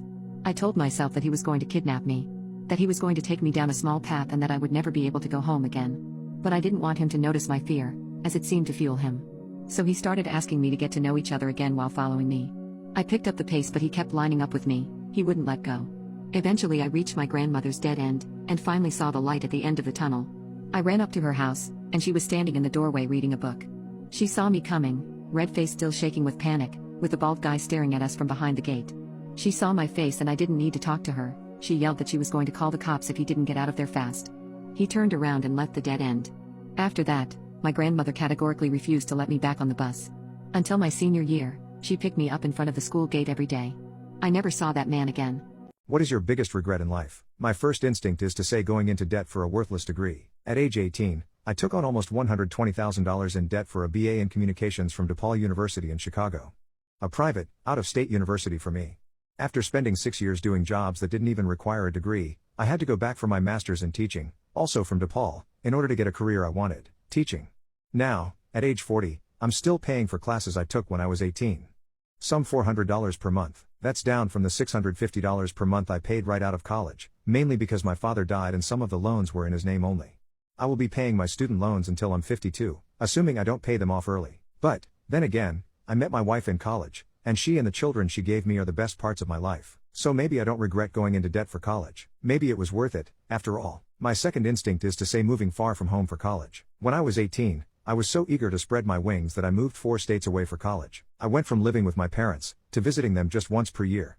Then once every 2 years. There were so many times that I could have been there for my parents, but I was too far away. I gave up the chance to have a close adult relationship with them. Before I realized what I was giving up, I hurt them and, as the years go by, the more I realize that I hurt myself, too. But, then again, I met my wife in college, and she and the children she gave me are the best parts of my life. So maybe I don't regret moving so far away for college. Maybe it was worth it, after all. So my biggest regret is, I guess, not taking better care of myself when I was younger. Particularly in my mid-20s, when adult responsibilities of a career, marriage, and children came along. The first thing to go, once my plate got full, was time at the gym. Then I started stress eating rather than stress working out. I worked hard in my early 20s to get in shape. Lost 130 pounds in the process. And I squandered it all by the time I was 30. Now it's starting to catch up to me. I'm sitting here, writing this now, when I would rather be riding my bike. It's a nice day outside, but my left knee is in pain and stiff. According to the doctor, I have more arthritis than they'd expect for a man my age, but that can happen when you carry a lot of weight around your whole life. If I could do it all over again, I'd go back to about age 15 and change only one thing. I'd only drink water, no soda, no coffee with cream and sugar, and maybe even go vegetarian, just for the reduced calories. Fast forward 25 years, and I'm a much healthier 40-year-old man, still happily married and still with awesome children. Update 3. I took in my niece because her family torment her. The CPS lady came over this morning. She said that based on all the evidence her department has received in the interviews they have conducted from neighbors and teachers, they are confident my brother and sister-in-law's claims are baseless. It's pretty damning evidence. The biggest factor was that they took both Lou and Josh and had a child psychologist evaluate them. They don't show signs of mistreatment, and Josh ended up admitting what his parents had told him to say. Both kids have now been permanently removed from my brother and sister-in-law's care. CPS lady found it disturbing how sister-in-law referred to Lou as a piece of poop in the voice note, and they are considering terminating parental rights. I'm now allowed to visit Lou, and I'm taking some DIY craft stuff for her and her cousins and will stay over for a night. My cousin has been really supportive throughout, which makes me feel better. I spent an hour FaceTiming Lou and she was happier. I set up a small shop online to sell these digital designs when she first moved in with me, and she and I had been spending hours making them together. She's very artsy, so I know she enjoyed it. She kept talking about how her and her cousins have been drawing pretty designs, and all three of them kept popping onto the screen. It just showed me that having her there long term might be the best solution. My cousin has mentioned that if things go the way they are going, he and his wife might consider adopting Lou. My brother lost his job too. Not just because he went to jail, but because I blasted both him and sister-in-law on social media, tagging their colleagues. That didn't go over well with my family. My parents showed up and had a lot to say. They didn't so much as ask me how I was doing physically. They kept saying I had destroyed my brother's family because I couldn't leave well enough alone. My lawyer was over at the time and he took great pleasure in kicking them out. I have a feeling I might never get Lou back, but the family that she is with might be the best option. I did book a meeting with a therapist today. It's going to be next week. I don't know much about Josh. I know none of this is his fault, but a part of me resents him. I haven't reached out to him and I don't want to. My friends are telling me that once this whole thing is sorted, he will need someone by his side, and if he stays with my parents, he'll go down the same path as my brother. I think they're suggesting I take him in when the time comes. I can't forget how he told CPS I was roping him. What completely normal thing is made dirty for literally no reason at all? Mentioning you have a friend of the opposite gender to your parents. Children's beauty pageants. No, not right at all on any level. These should be banned with no question. Just no. Teachers.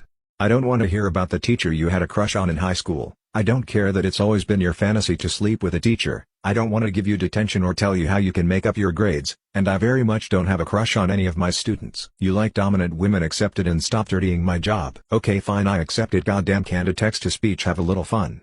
I refuse to shave for my boyfriend. Is his reaction normal? My boyfriend and I have been together for 6 months. We have a healthy amount of intimacy for a young couple. Before we had intimacy, I told him that I don't shave down there, which he said he was okay with. During exams I hadn't really shaved my legs or underarms. I was feeling lazy and not up to the task. The other night, he asked if he could ask a sensitive question. When are you gonna shave next? He was talking about my underarms. I had planned to shave that week, but he beat me to it, so I agreed to do it that night. I asked if he had a preference for shaved women, and his response was to tell me that all men prefer it, especially down there. I then asked about a spontaneous beach trip we took over a month ago. I didn't have time to clean up my bikini line and asked him if he thought it was gross that some of my hair was showing. He said that he was honestly embarrassed but couldn't bring himself to say anything. I decided that I would shave down there for the first time in over 2 years. I went straight to the shower and started the job. My boyfriend excitedly came with me.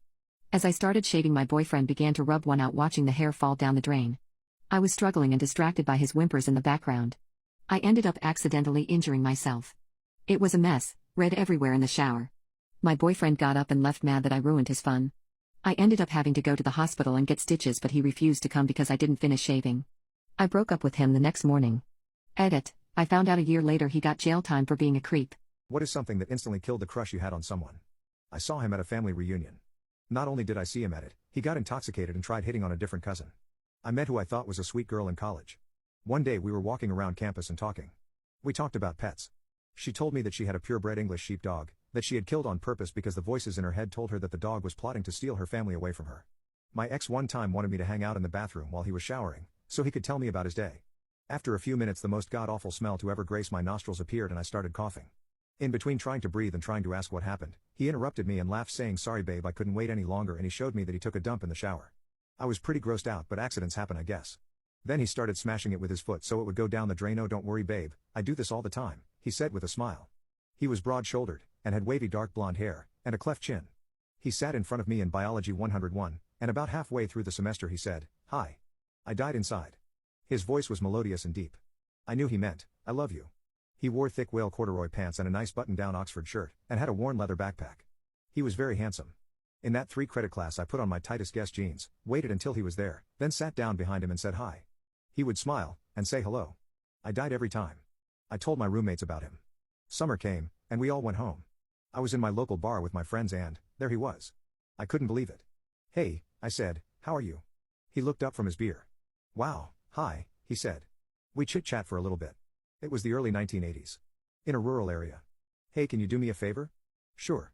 "Can you act like my girlfriend?" "What? Was this a ploy to get me to be his actual girlfriend? Could my dream boyfriend be true?" He put his arm around the guy next to him. "Yep. He likes boys." Later that night they went home. Next time I saw him he thanked me for helping him out and now they are dating.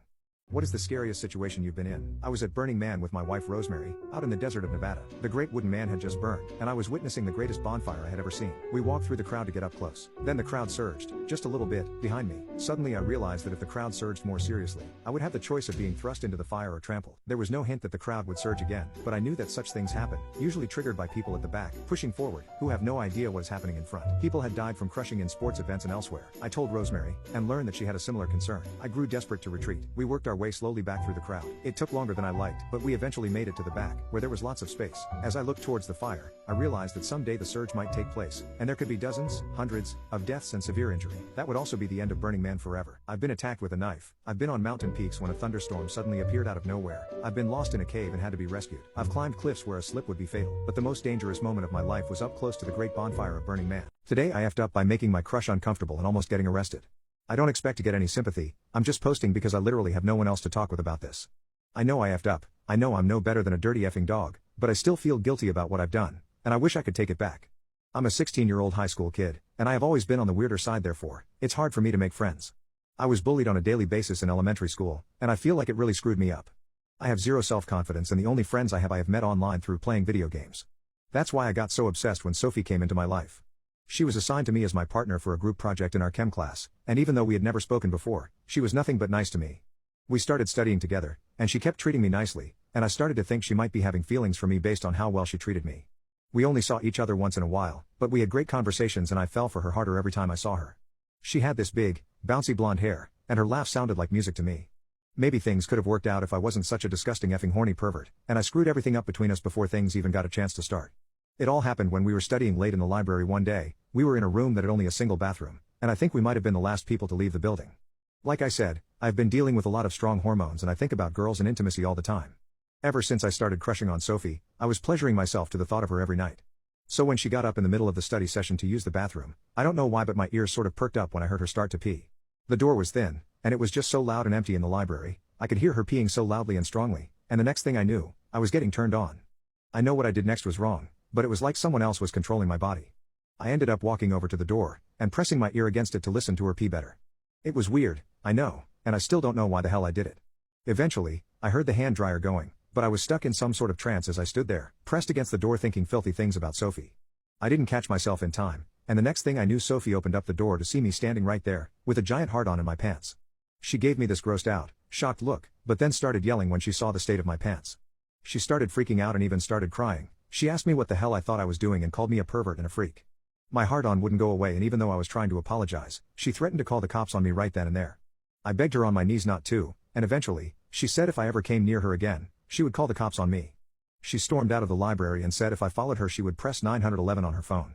She said I was lucky that she wasn't at least calling school security, and she told me never to do something like this to anyone again.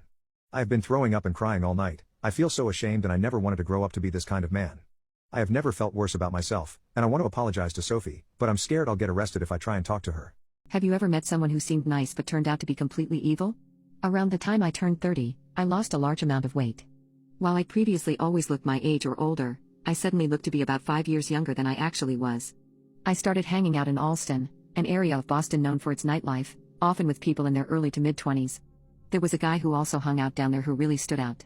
I never saw him in the bars, just walking down Brighton Avenue or North Beacon Street, usually carrying a gym bag, always alone. Unlike most understated Bostonians, he dressed in a very Eurotrash sort of way. He had a light olive complexion with smooth skin and dark hair, which he wore slicked back. What I remember most vividly is that every time I saw him he was wearing reflective aviator sunglasses, so I never got a look at his eyes. I thought of him as Aviator Dude. Enjoying my new confidence, I decided to try to befriend Aviator Dude. The first few times I tried to make eye contact, I got exactly zero response. No acknowledgement whatsoever. I suspected he was unfriendly and not interested, but maybe he just didn't see me. I wasn't done trying yet. Finally, One day in early autumn 2010, Aviator Dude and I stood across the street from each other, waiting for a light to change so we could each cross. I decided that this was my chance. As the light changed to the walk signal, I made direct eye contact with him. I gave him a flirty smile, and then I winked at him. I immediately regretted this decision. Aviator Dude stopped dead in his tracks. His jaw dropped a little bit, then his lips hardened into a sneer. I didn't need to see past the aviators to know that his face had twisted with disgust. More than a bit taken aback, I kept walking past him. I looked back at him briefly. Aviator Dude was still standing there, in the middle of the intersection of North Beacon and Cambridge Streets, staring at me with a disgusted look on his face. He shook his head, wrung his hands, and walked on, muttering under his breath. Well, okay, then. About 5 years later, I saw Aviator Dude again, but not in person. In 2015, I was watching the trial of the Boston Marathon bomber, Dzhokhar Tsarnaev, online via Twitter, and the news updated in real time.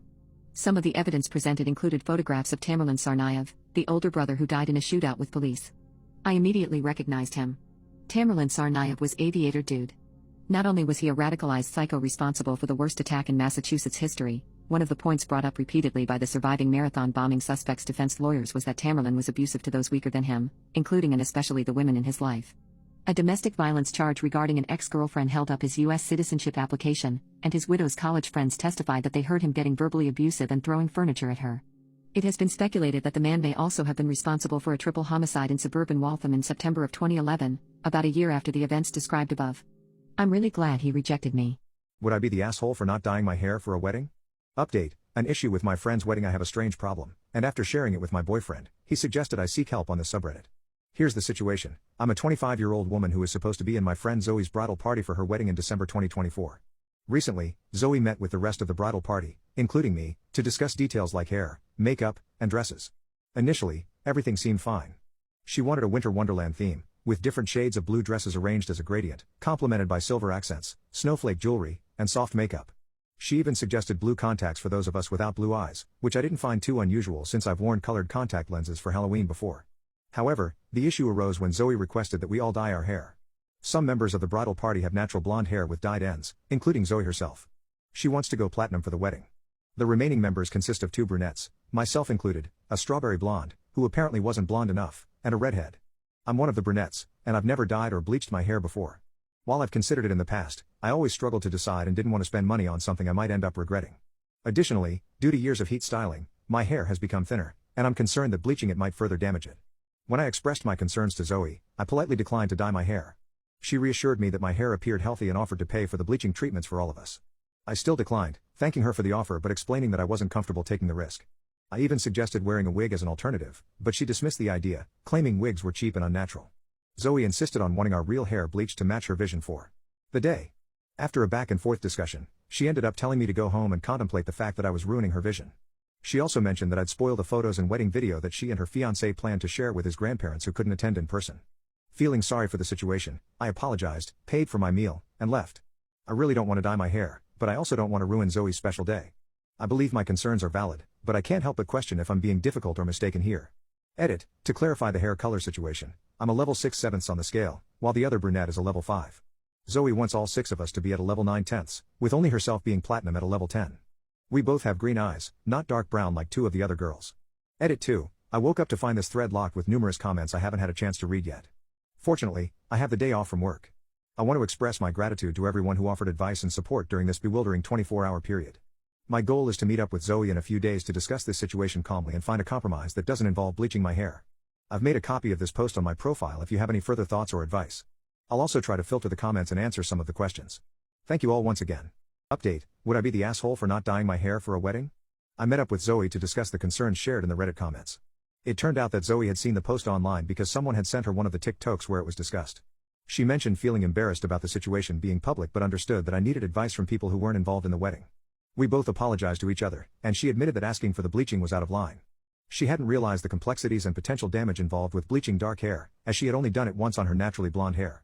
We reconciled and things are now good between us. Zoe decided to scrap the idea of having everyone in the bridal party bleach their hair and embrace a different approach. I convinced her that having a mix of dark and red hair would complement her winter theme beautifully and make her stand out. We also decided to forego the idea of colored contacts unless anyone in the bridal party individually wanted to wear them, as they had a striking blue color. Regarding the concerns about the grandparents, Zoe clarified that Frank's family in Argentina has no German descent, so there's no reason to argue or speculate. She was horrified when she realized how it may have looked, as she had thought more about Disney's Elsa rather than the Aryan nation. She didn't even know about the Nazis fleeing to South America after World War II. Zoe messaged everyone in the bridal party, informing them about the change of plans and apologizing for the stress caused. She expressed excitement about brainstorming new hair and makeup looks and going dress shopping together. We didn't inquire about the grooming standards for the groomsmen, as we were eager to move forward and put this entire fiasco behind us. Zoe and I have resolved our issues and everything is fine now. Apologies if this update isn't the dramatic story you were expecting. Edit 101. Although I debated whether to share this, I feel terrible and need to get it off my chest. Unfortunately, Zoe's wedding has been called off, and her engagement with Frank has been broken. The current status of their relationship remains uncertain. This information comes from Zoe herself via text. She spoke with Frank the day after our meeting. Frank had been away for work, returning only that morning. It turns out that 3 of his groomsmen, including the best man, had already started the bleaching process. 2 of them, who had lighter hair to begin with, had successful outcomes. However, the best man, Brandon, now has orange hair that looks patchy because he attempted the process at home while drinking with a friend. He needs professional help to fix it, and his hair feels damaged. Frank informed Zoe that since half of his side had already bleached their hair and considering the mishap with Brandon, the rest of the bridal party, specifically singling me out by name, needed to follow suit. This escalated into a massive argument, resulting in Zoe calling off the wedding and Frank ending the engagement. Zoe is currently staying at her parents' place, and they haven't spoken since. I feel terrible about the situation. While I understand my right to set boundaries and have autonomy, I can't help but feel that if I hadn't made such a fuss and just gone along with it, this wouldn't have happened. Update: I overheard my girlfriend joking about my insecurities. I texted her while she was gone shopping to let her know that I wanted to talk to her about something tonight when she got back. Read, no response. When she got home she was frustrated with me because she said that she wasn't able to be fully present with her mom towards the end of the night. She was too worried about what I needed to discuss. I started to explain to her that I overheard her conversation on the phone yesterday, asked who she was speaking to and didn't allude to the detailed reason why I was having this conversation yet.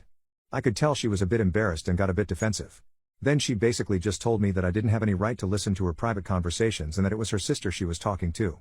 She was right, I had no right to be nosy and told her I was sorry for butting in. I'm terrible with confrontation, but I eventually told her what I had heard and she just started to laugh a bit awkwardly and didn't have a response for a second. She eventually responded and told me that her sister had asked about what I was packing and then brushed it off as girl talk. I then told her that I didn't feel comfortable that she was sharing my size with her sister or whoever else she has told, and then I asked her if she really meant what she said. Is my PP not big enough for you? Is the intimacy not good? Regrettably I started to get emotional while asking her for 2 different reasons. I wanted an honest answer, but I was afraid of the response. Also, I was just very embarrassed that I was having a conversation over this matter. I started to cry and she just laughed in a sympathetic tone and started to hug me like I was a baby or something. She told me it's perfect and that she loves the little guy. She reassured me that she wouldn't discuss it with anyone again for future reference. I hope she's telling the truth. I was sobbing. I guess it's a good thing I could tell she genuinely felt bad though. I didn't mention this in the prior post, but I received noggin freshman year from a girlfriend in high school. I eventually ended up breaking up with her shortly after and she spread the pics that I had sent her while we were together. And basically just told everyone how small it is. I was insecure of my PP before this, but that took it from insecurity to a high level of self-hatred. My girlfriend doesn't know this happened. I've never felt comfortable confiding this in anyone. I think my issues pertaining to this topic has a lot to do with that situation. After this we just watched our show. She fell asleep and I took a shower. I think I'm going to continue to give this relationship a shot. What's your nightmare road trip story? I want to share something that has been weighing on me for a while. I'm a 14-year-old boy, and I recently went on a trip with my friends, whom I will refer to as A and T. My dad took us on this trip to celebrate A's birthday, and it was a destination that was 8 hours away from my hometown. It was supposed to be a weekend trip, but unfortunately, things took a turn for the worse, leaving me confused and incredibly upset. We arrived at the hotel and checked in without any problems. However, when it was time for us to eat, T started talking about how he was anorexic because he had only eaten a granola bar that day and wasn't hungry. Now, let me provide some context. I have been struggling with an eating disorder for a while, and I am currently in the process of recovering.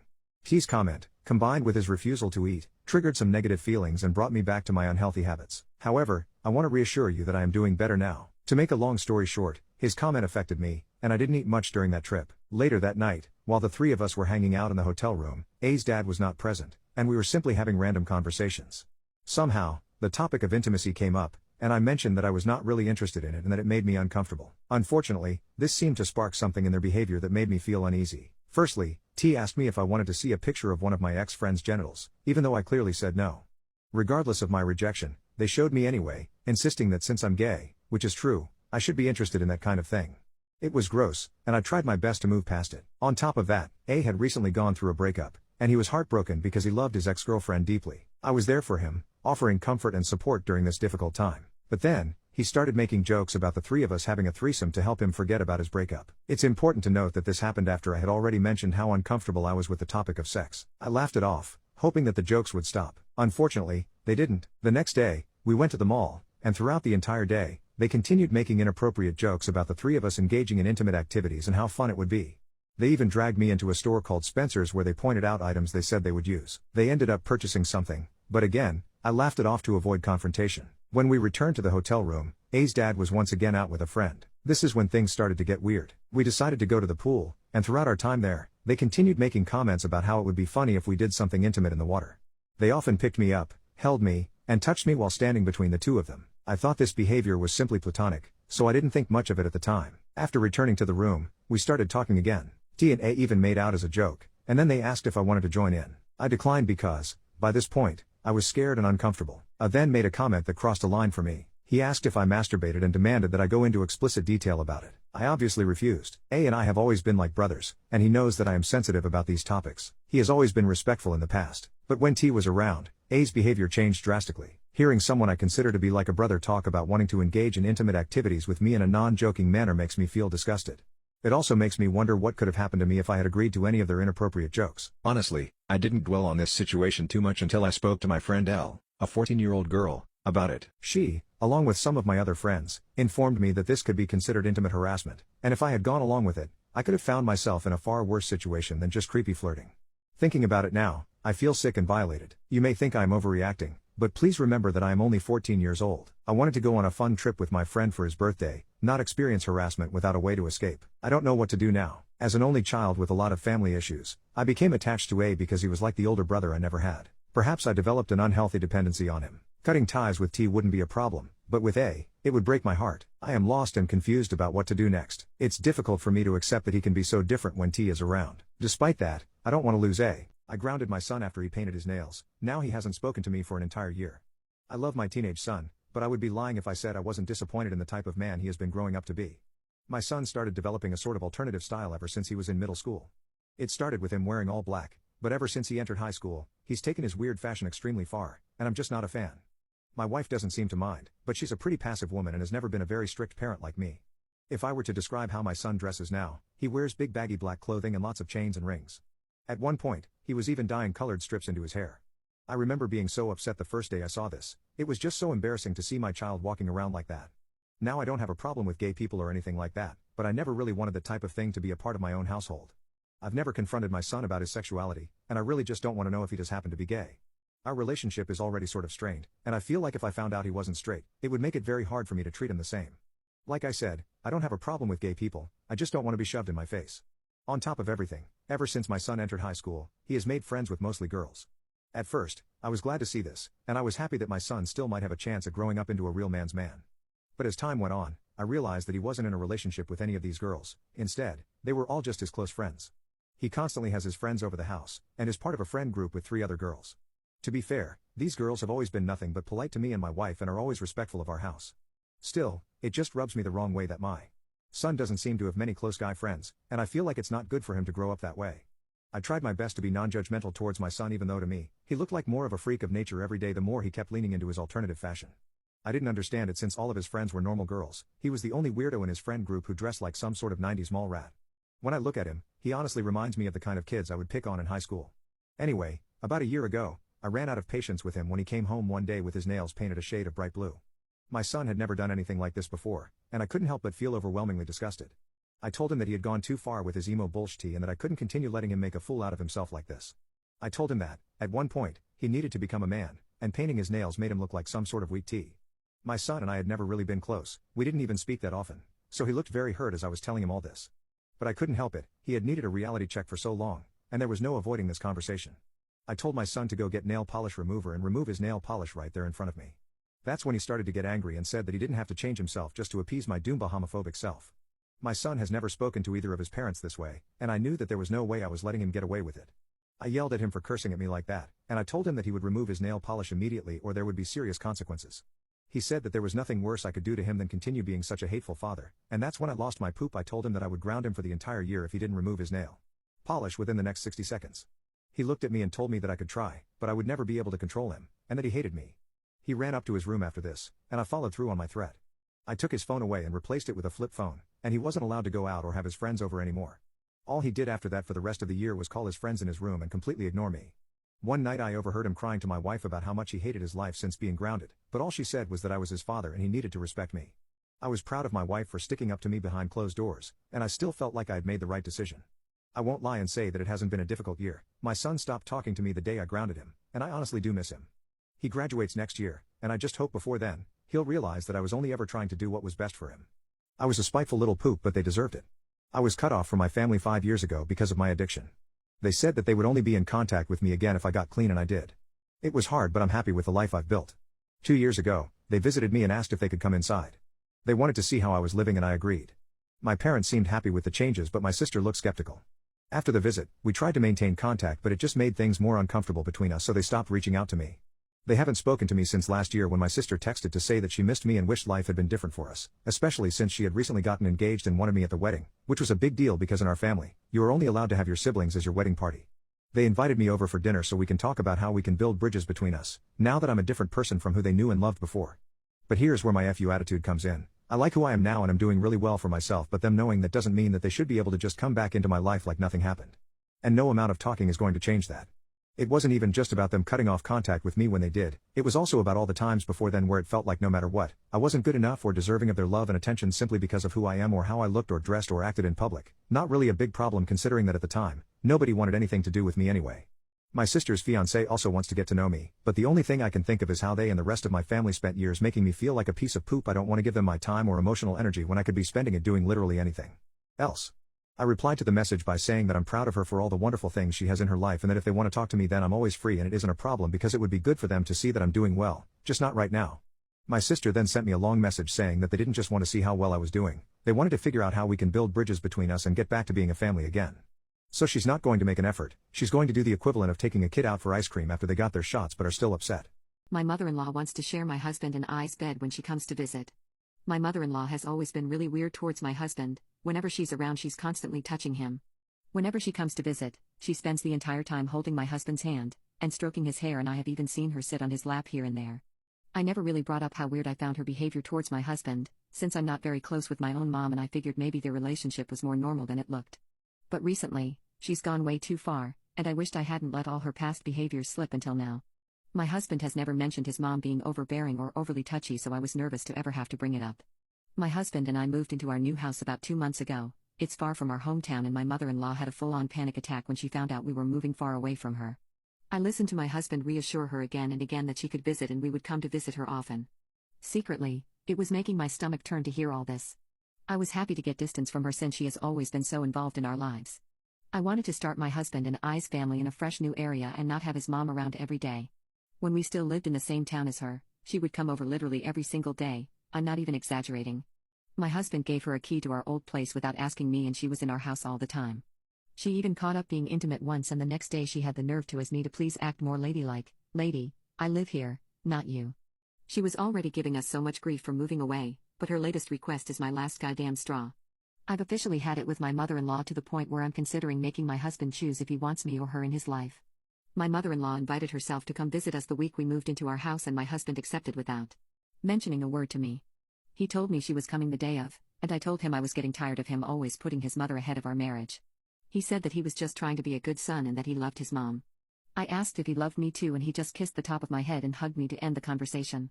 When his mom arrived that night, I saw that she had put her overnight bag in the master bedroom, where me and my husband slept. I told her I had set up the guest bedroom for her, and I tried to pick up her things to carry them in there. To my absolute shock, she just giggled and took her things out of my hands. She looked me in the eyes and said, "That's all right, I'm gonna be sleeping in here right next to my baby." Talking about my husband, of course. I couldn't believe she was really suggesting that she would sleep next to my husband in our bed. I hadn't wanted her to visit so soon in the first place, and now she wanted to share my bed? Instead of arguing with her, I talked to my husband in private and told him I was obviously uncomfortable with that and that it was time to set some much-needed boundaries with his mom.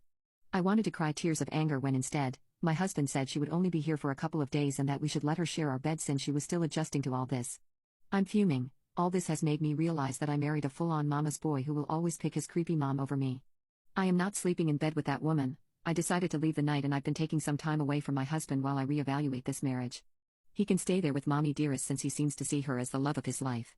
How did the poor kid get revenge in becoming stinking rich? In junior high, my English teacher called out a kid in class for having holes in his shoes and said he needed to get new shoes before he came back to school. She really poured it on, saying they were horrible, smelled bad and were trash, etc. This kid was about the poorest kid in town. His mom had died and his dad lived on disability and whatever side work he could get doing small welding jobs. They couldn't afford new shoes. The kid was obviously embarrassed and trying hard not to cry. My best friend was sitting in front of him. He turned around in his desk and started counseling him. Dude, it's okay. Don't worry about her. No one here cares about your shoes, etc. The teacher yelled at my friend to turn back around, then at the kid. Are you crying? What's going on over there? And that was it. My friend snapped. He stood up, turned around and said he wouldn't be if you weren't such a bee. I thought, Velp, that's it. My friend is about to get tossed out of school. To my amazement, she walked out of the class into the hall by herself. Came back in a few minutes later and said finish reading the chapter please. And that was it. Not another word about it, ever. The next day, in gym class which was our last class of the day, my friend broke out new gym shoes. He took his old ones over to the same kid, put them on the bench, and asked if he wanted to buy them. We were all baseball fans, and collected baseball cards because that's what boys did in the mid-80s. So, he sold his old shoes for a Dwight Gooden baseball card, and that's why he's my best friend. What's the most ridiculous thing you've ever witnessed in the waiting area at the ER? My wife had cancer that had spread through her body. We had found out it had spread to her eye. A couple or 3 days later my wife started getting a migraine that started behind the eye that the eye doctor said the cancer had spread to. She called his office and was told to go to the ER for treatment/relief. On the way to the hospital was the building my daughter had her guitar lessons at and she was due to go when my wife finally admitted she couldn't stand the pain anymore and wanted to go to the hospital. So on the way to the hospital we dropped off my daughter for her guitar lesson. At the hospital I had to speak for my wife as the pain in her head had nearly turned her into a zombie. We sat down in the waiting room and I observed the other people waiting their turn. It looked like there wasn't anyone who had a real emergency. No broken bones, scrapes or bruises. Of course this doesn't always tell the whole story but no one looked like they needed immediate treatment. Oh, there was a baby crying who may have need immediate treatment. Anyway, my wife put her head between her knees and I left her to go pick up my daughter. I was gone about an hour when I returned to the ER. In the waiting room the crying baby was gone as were the rest of the people that were there when I left my wife. My wife was still there with her head between her knees. I tried talking to my wife and she was coherent and said her name hadn't been called. Along came a couple carrying their child who obviously looked hurt and the ER staff made a quick assessment and took him in. That was fine. Then they called in a man who told the nurse that called him that he had twisted his ankle and wanted it checked out. I went red with anger but held myself in check because if I, or anyone, displayed hostility then security would be called, perhaps even the police. I approached the nurse calling the patients up for treatment and explained my wife's circumstance and that she'd been waiting for over an hour. Then she called up this man with a twisted ankle. Wait for it, he wasn't even limping. When was my wife going to be called? The nurse profusely apologized and called my wife immediately. I had to help her to the treatment area because she could barely walk. She had a face on that looked like she was playing a game of poker and was frozen. I had never seen her eyes so glazed over. She got pain treatment and when her face relaxed and her eyes cleared her attending doctor said the cancer couldn't have caused her migraine as cancer doesn't invade the eye. We had been warned about this belief by our eye doctor. He had explained that the eye does get growths but they may not be worrisome as that's all they are is growths. However, if that growth is leaking, as my wife's was, then that is cancer that needs to be treated. My wife was a medical ethicist but she, nor I, was in shape to school the ER doctor. I thanked him for his service and we left. Am I the a-hole for refusing to speak to my mother-in-law after a mean text? My boyfriend and I have been together for 2.5 years. We have a house together, a vehicle and 5 dogs. We share all of the finances. I always thought I had a good relationship with his mom. She says she loves me and always includes me in family gatherings. Today is my daughter's birthday. She's turning 15. Today is also my boyfriend's brother's birthday. He would be 39 today but he passed away in August 2021 at 37.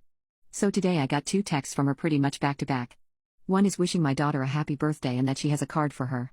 The second text said she's such a beach and that I do whatever I please and that if I lose my job, my boyfriend has about had it with me. After I read it, I just went completely numb. I stood there staring at the text, reading it over and over again while my heart felt like it's about to pound right out of my chest. I told my boyfriend that his mom had texted someone about me but accidentally sent it to me. He looked confused so I showed it to him. He read it and then exhaled and said quietly damn.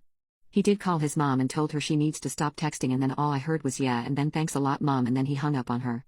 I knew today would be an emotional day for her but the following text from her was saying I'm sorry, that's all I can say and begging me not to take it out on my boyfriend. She blamed it on today, saying that she's been crying and wants to die. My boyfriend has not spoken a word about it to me yet. I don't know how I can ever have a relationship with her ever again. Can I just cut her out of my life? Meaning I will no longer go to their family gatherings, or speak with her and if she comes to my house, I will either stay in my room or leave the house. I honestly don't want to be in the same room with her ever again. Did I really cheat? My boyfriend thinks so, but I have doubts. I have been in a relationship with my boyfriend and father of my child for 5 years. Before meeting him, I had a friend named Jay that I had met online. Although we had flirted in the past, I made it clear to Jay that we should no longer have a romantic connection once I got together with my boyfriend. We maintained a friendship on social media, as we had developed that bond before I started dating my boyfriend. Over the course of the 5 years, Jay and I would occasionally exchange well wishes on special occasions like New Year's, Christmas, or birthdays, though not every year. We would only have a conversation around 4 times a year, at most. A few months ago, my boyfriend came across the messages I had exchanged with Jay in 2017, before I had even met him. He expressed uncertainty about how he should feel because he believed I hadn't been honest with him. When my boyfriend confronted me about it, I offered to block or unfriend Jay, but he told me to do whatever I felt was necessary. Out of respect for my boyfriend's comfort, I decided to delete and block Jay from all platforms. My boyfriend admitted feeling mixed up and unsure about his emotions. I acknowledged my mistake in the situation. While I saw those messages as innocent since they did not progress beyond simple conversations, I now realize how it could be misunderstood. I also understand that my boyfriend had made his boundaries clear when we started dating. My boyfriend mentioned that I should have deleted those old romantic messages, but I was hesitant to bring up those conversations with Jay after all this time. Moreover, Jay still had those messages saved, which bothered my boyfriend. However, I felt it would be inappropriate to ask Jay to delete them now, as it would seem sneaky. I feel awful for making my boyfriend feel unwanted and foolish for not realizing how this would appear to him. I don't want our relationship to sour, but I fear it might end completely. I want to mention that I have never hidden my communication with Jay from my boyfriend. I allowed him to see my phone whenever he wanted and he was aware of the messages I received from Jay on social media. He never read the messages on Snapchat, but he knew they were from Jay. Whenever my boyfriend asked who messaged me, I would simply say it was a friend because, at the time, Jay was just a friend to me. I saw what had happened in the past as irrelevant to our relationship, but I now understand that I should have disclosed the history between Jay and me.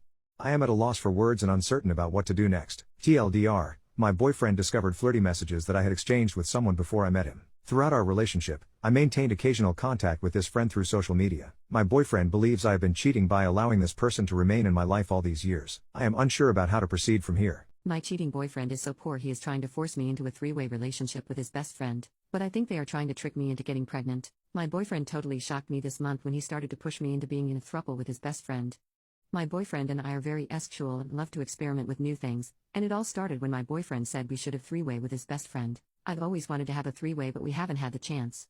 His best friend is super attractive so I was into the idea, but before that could even happen, my boyfriend came in with this throuple idea out of nowhere. It was really out of the blue and I was not into it at all, but he seemed really excited about it. He had all these reasons trying to persuade me, like this would be something fun and experimental that would make our relationship more interesting, but after I pressed him on it for a little bit he finally admitted that he also wants to have to pay less for taking me to dinner, buying me flowers, and paying for dates.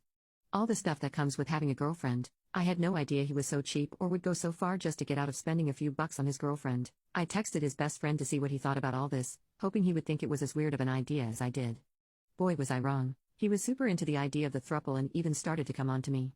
He started talking about things he wanted to do with me in bed and was sending naked pictures of himself, and not even just sexy pictures but fully naked pictures and even videos. My boyfriend saw me getting these texts and got really excited, thinking I had changed my mind about the whole thing. Something super fishy was going on because I have never seen two guys act like this before around me, and I felt like there was definitely something else going on. My boyfriend's buddy finally let it slip.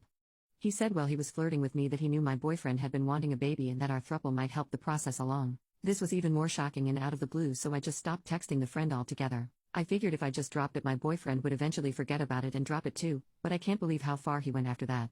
Whenever his best friend would come to our apartment, I would find them both hanging out in the bathroom, which was already super weird, but then find my birth control pills destroyed or replaced with placebos. I started bringing rubbers around instead and they would all mysteriously have holes in them. They were definitely trying to get me accidentally pregnant. I finally decided to go to the doctor and take matters into my own hands so that they couldn't mess up my birth control anymore. I told my doctor everything and she gave me the push I needed to end the relationship. She said if I was being pressured to do something I didn't want to do, especially relating to my health, then I wasn't in a safe relationship. She even helped me draft a text to my boyfriend telling him it was over. Talk about going above and beyond for your patient. Update: I was hanging out downtown today and I saw my ex-boyfriend and his best friend. They were holding hands, making out, and it seemed like they were on a date. It all makes sense now. It was never about saving money or being experimental at all, they just wanted each other. My manager made my life hell and I finally got her fired. I was fired. I was desperate to join a new job after my husband and I were both laid off last year. When I was offered a new role, I knew it would be a step down from what I was doing, but the manager and the team seemed great, and that part has not changed. However, since my manager Gary was so busy, he basically offloaded me to another manager, Jane. I was supposed to be the connection point between my team and Jane, but it quickly became Jane micromanaging me. She would ask me to work through lunch, move/cancel vacation days, call at 11 p.m. on weekends, and order me around on phone calls. She also made nasty comments about my weight and said I was big for my race. The list of personal slights was so long that it filled 3 pages. I would talk back to her and she did not like that, and that provoked her more. I only stayed because we needed to pay the bills.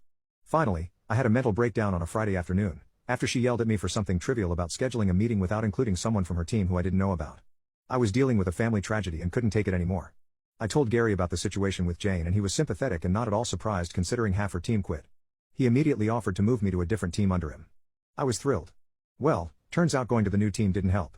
Jane continued to order me around from afar. When I ignored her emails, she came to my desk one day and started loudly talking about how I am not qualified for this role. Gary overheard and finally told her off, but the verbal abuse did not stop. After 2 months there, I abruptly wrote my resignation letter and stapled the list of Jane's offensive comments, and CC'd everyone. Gary offered a bunch of accommodations to try to keep me, but seeing how she was still provoking from afar, I said the only way for me to stay would be for her to go and he did not have authority to let her go. Her manager was in a different country and despite several HR complaints from at least 5 people, nothing was done. So I left, loudly and without shame, telling everyone exactly why I was leaving. Times were very bad for 3 months. There were nights we would eat slices of bread just so we could pay the mortgage and emergency expenses from a health crisis and a funeral. Even after he found a job, we were still catching up on bills and still are. I spent months applying to 5 to 10 roles per day, sometimes over 20. Last month, I saw a public memo about a big shot from a former company joining the company I just left. I used to work with this guy closely and texted him a congrats, let me know if you need any insights on the new place. We had a quick call where I told him some ins and outs, where I thought they could innovate. After this call, he asked me to join the team as his chief of staff. I accepted. Imagine Jane's shock when we had our first all-hands call. All the VPs and above were asked to welcome the new Big Shot in a giant conference room. In Big Shot's speech, he breezed over that I'll be his chief of staff, along with a few key names. I now sat 2 levels above Jane and apparently, within the 3 months I was not there, the other half of her team turned over. Every single person left. Gary was excited for me and said all nice things. However, Jane took the classless route and sent Big Shot an email about how I'm an unqualified idiot, that I used to work for her, how I tried to get her fired, and that she suspects I lied to get ahead. She didn't even try to be fake nice. Big Shot forwarded me her email and asked what this was about. I was so nervous and excited. Little did Jane know, I was a director at Big Shot's competitor company and was already a level above her, so 2 levels isn't a big leap, and I worked with him for 5 years. I had an hour call with Big Shot and told him she was bad for the company culture and was a nasty person in general, but the evidence he needed was Gary confirming that her whole team has turned over, my prior resignation letter which was still sitting on my desktop when I logged in upon return, and a few other nasty emails she sent her recent staff, which they were happy to share with us. Big Shot fired Jane on Friday. Update, my boyfriend's religious parents are trying to frame him. A few people asked where we live last time, so I want to add that we live in PA. Some people also asked if he, we'll call him Joshua from now on, had plans to go to college, and his parents wanted him to go to one of their choice. It wasn't a Christian one though. They offered to pay tuition and let him stay as he attended, but he told them that he wants to work full-time and not do college immediately because he wants to move out, and he said that paying for college would also require money that could be used to move out sooner. When they asked how he'd move out, he didn't tell them that he planned to move out with me, and that was because my dad suggested not telling them. However, they kinda came to the conclusion that it was me, but they didn't like that he wouldn't tell them, which led to an argument.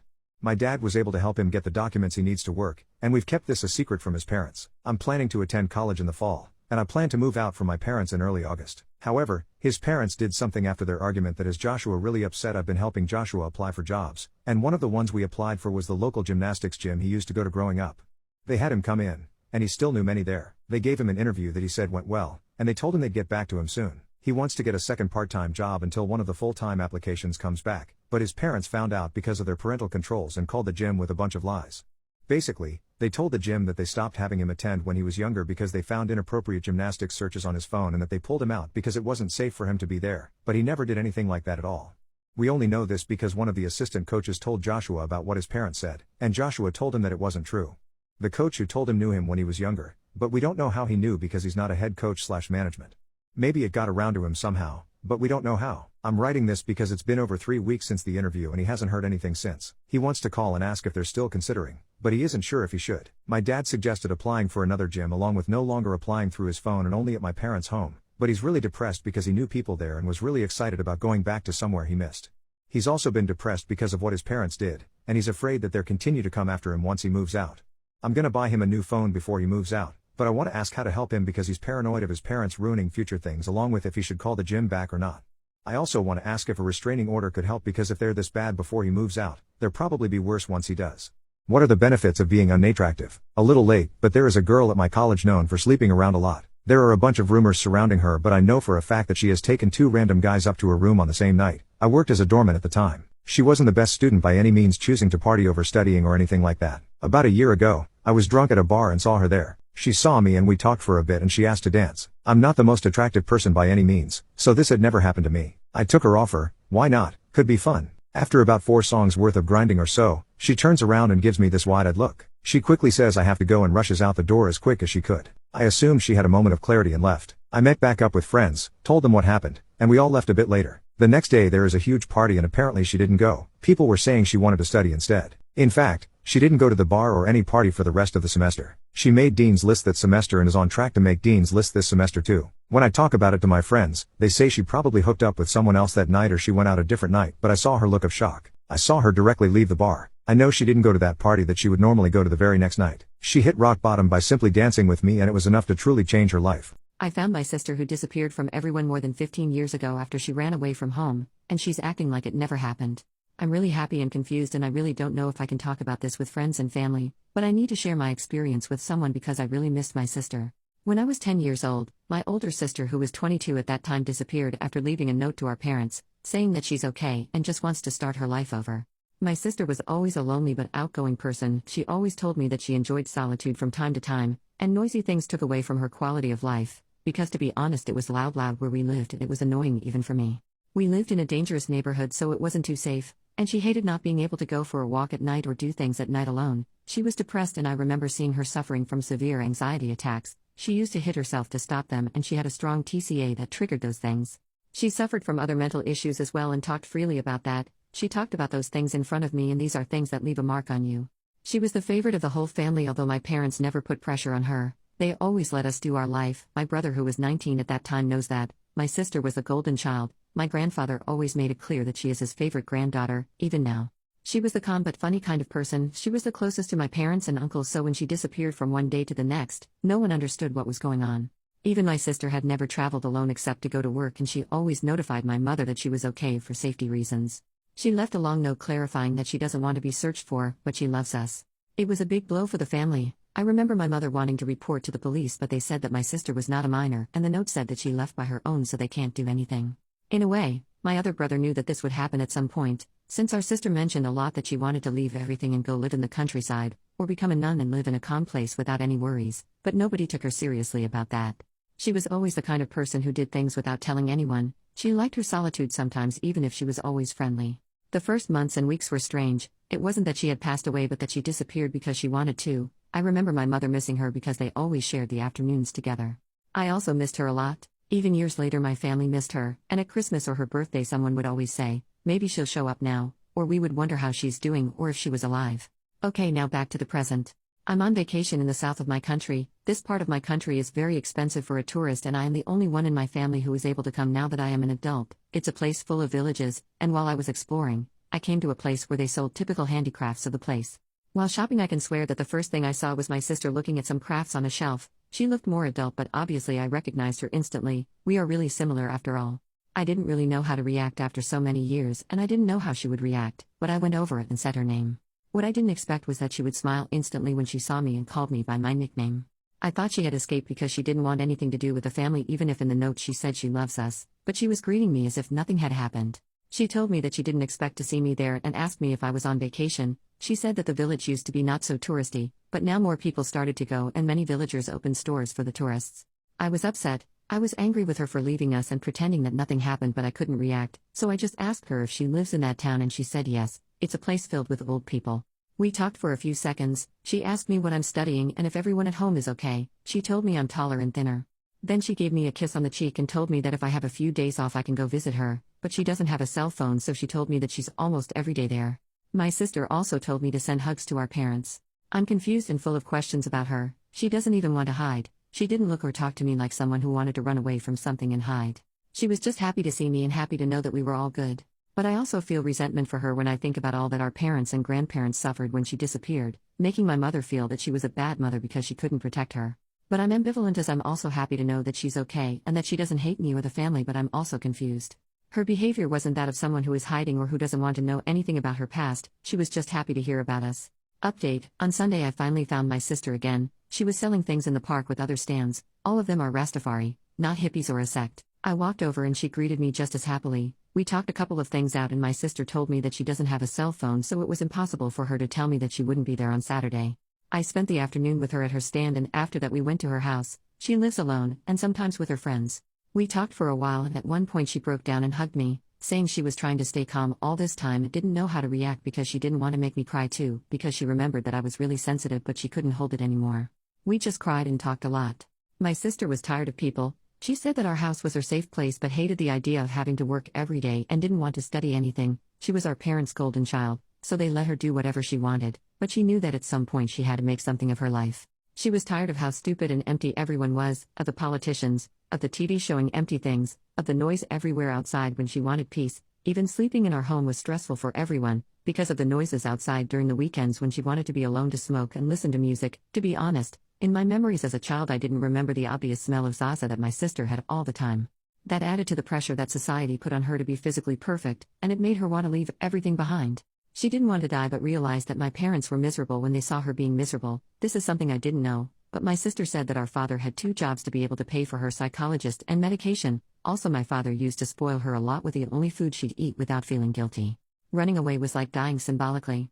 My sister says that although our parents always supported her, she felt like a failure for not being able to improve and always relapsing. She felt bad to see our father working so hard and also wanted to live according to her spiritual mentality, free from all that is toxic in society. All of those things made her run away from everything. She felt like a burden and also didn't want to live a life working and miserable like everyone. Sis told me that she never contacted us because she doesn't want to have a cell phone, and a trip to our province is too expensive to her, because it's basically going from one end of the country to the other. She hates capitalist society with all her soul and doesn't even have a TV. My sister said that she is much better now away from the city. My sister told me that she wants to talk to our parents, but doesn't know what to say, and we don't want to give our parents a shock since our dad was sick a few days ago and is recovering from dengue. I'm writing this with her beside me and doesn't understand what's the point of this site. The last social network she used was Fotolog in 2007, but said that she doesn't mind if I post this. She wanted to write something but said she doesn't like writing in English, haha. My sister was reading the comments and wants me to clarify that she never suffered any kind of abuse. She has a lot of friends and never had any problem with anyone but likes to be alone from time to meditate. And she's not neurodivergent. She said her behavior was normal because of her TLP, suffers from ED, borderline personality disorder, and see a psychologist twice a month. During her adolescence, the blogs Anna and Mia were trendy. Her friends had that aesthetic and she was popular in Fotolog. According to my sister, at that time it was taken as an aesthetic and even a book about that was really popular between teens. Maybe someone from my country knows Absurda? She hated going out when she felt fat. She couldn't have imperfections like cuts on her arms, so she hurt herself with a rubber band when she overate, something she read in those blogs. Now she's in a good weight, but it took her really long to not relapse again. It's been a long recovery for her, and once you're anorexic you never stop being anorexic. She's always afraid of relapsing. So that's it for now. We don't know how we're going to talk with our parents without making them freak out. And also my sister, after seeing the comments on the post, saw other Reddit posts and said that her life is definitely better without a cell phone. She says that things like Fotolog was the beginning of all evil, haha. I told my estranged daughter she cannot live with us even for a brief amount of time. Me, 49, my wife Nick 46, my daughter Beth 29, my ex-wife Lisa 48, Lisa's husband Bob 39 and my ex-wife, Lisa and I were childhood sweethearts. We got pregnant early on. Our parents were supportive because our families knew each other very well. I had taken up jobs to take care of my family after finishing studies. Lisa cheated on me with Bob and left me for him. She abandoned our daughter who was 16 at the time. I worked as a trucker for a few years that made Beth attached to Lisa. It was during that time her affair began. She was mad at Lisa for this, but at the same time, she couldn't live without her. Lisa didn't want any custody arrangement except for visitation rights. I met my current wife Nick 3 years after my divorce. We hit it off and have been inseparable since. So Nick got pregnant and that was when my world started going downhill after divorce. Beth was furious. She called nicknames and all sorts of degrading stuff you can think of. It didn't come as a surprise because Lisa already had a kid with Bob. I firmly told Beth she needs to stop calling nicknames. I proposed to Nick after 6 months of pregnancy. When we told Beth about it, she began throwing a tantrum about how I was breaking this family. I tried to talk to her but she threw a glass right at Nick. I saved Nick but it hit my hand. I asked Beth to leave. She went to Bob and Lisa and stayed there. This was about 9 years ago. We've had little contact with Beth from there. She never wanted to see me or Nick or our son, but she was completely free with Bob and Lisa. I wasn't even invited to her wedding just to give a view how far apart we've drifted. Whenever I'd invite her for holidays, she'd turn me down. This brings us to here. 4 days ago, Beth contacted me out of the blue. Her husband had been cheating on her and she's pregnant. He's kicking her out and filing for divorce and she needs a place to stay. This was the first time she, by herself, called me. I told her I don't think I can let her stay here with me. I need to ask my wife to see what she thinks of it. She began screaming at me that I was prioritizing my wife over her and that I was leaving her at her worst. I firmly reminded her that she left me in my worst period. She abandoned me. She was rude to my pregnant wife fiancé at that time. She broke me and didn't even invite me to her wedding but invited Bob. She ended the call. I spoke to my wife and left her a text that though she can't stay here, I'll be happy to pay for a place for her to rent. She didn't want me to do anything and blocked me. Truthfully, I'm still angry at Beth that she never tried to apologize for how she treated me and Nick. I've talked to Nick and she isn't comfortable with Beth being around us. I can't have her because we have 2 kids, one a 2-year-old. Lisa can't have her around as Bob is dead and Lisa works 2 jobs. Am I the a-hole? I told my estranged daughter she cannot live with us even for a brief amount of time. I was married to Lisa. We were high school sweethearts. We had Beth and then she cheated on me and left me for Bob. Bob passed away leaving Lisa and 4 of their children. Lisa works hard to provide for them and I haven't been in much contact with her until Beth reaches out to me. Beth was pregnant when it happened.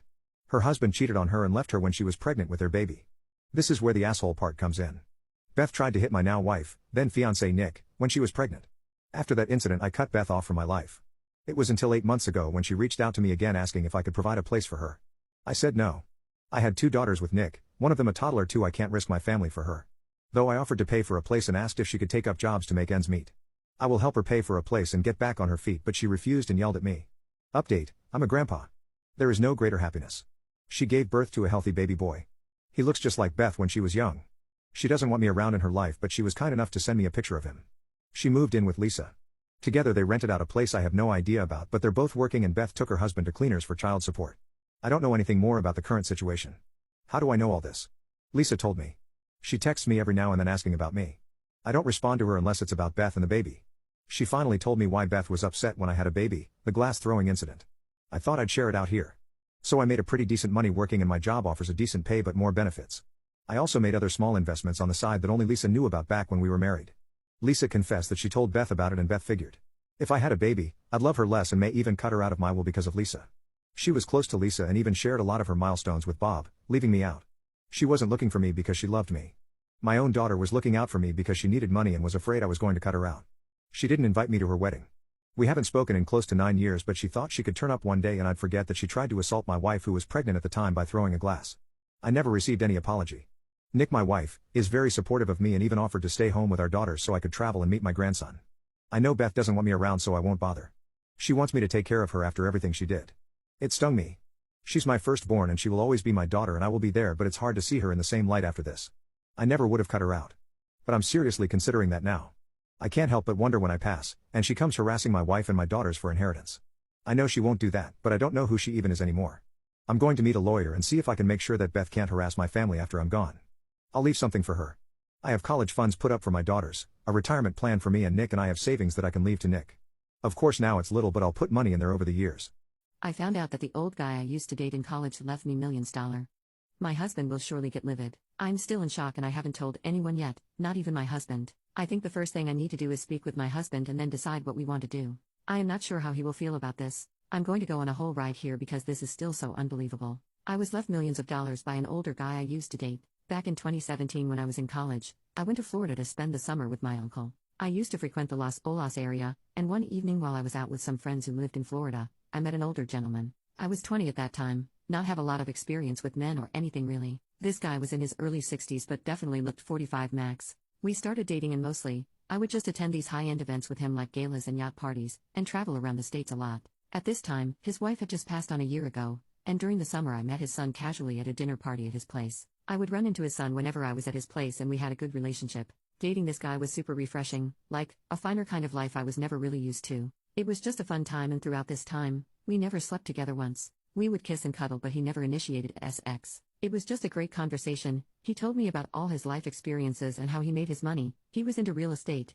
investing, and the hotel industry. He gave me a lot of advice about money. In the back of my mind, I knew he had money but I didn't realize he had this much money. I was in college for nursing and at the end of the summer I had to go back to the north for school. A few days before I left, he actually sat me down and asked me if I really wanted to finish school. He basically was asking me to quit school and move to Florida with him and just kind of be his trophy girl. I thought about it and even though it seemed easy, I honestly didn't know a whole lot about this man, and I never saw myself as that person. I wanted the career, and the degree, and to make my own money. I never ever asked him for money or for anything at all. I just genuinely enjoyed his company. I wanted to continue to date him, however, he said he couldn't do the long distance and if we were going to date he would want me to live with him. For me, it was just all too soon. And the huge age gap, I wasn't sure this was something I wanted long term. We ended up going our separate ways but we still kept in touch, checked in on each other every couple of months, just hi and bye. I eventually got married. I of course told my husband about that relationship because it meant a lot to me, and I did care about him. The last time I spoke to him was about 3 months ago.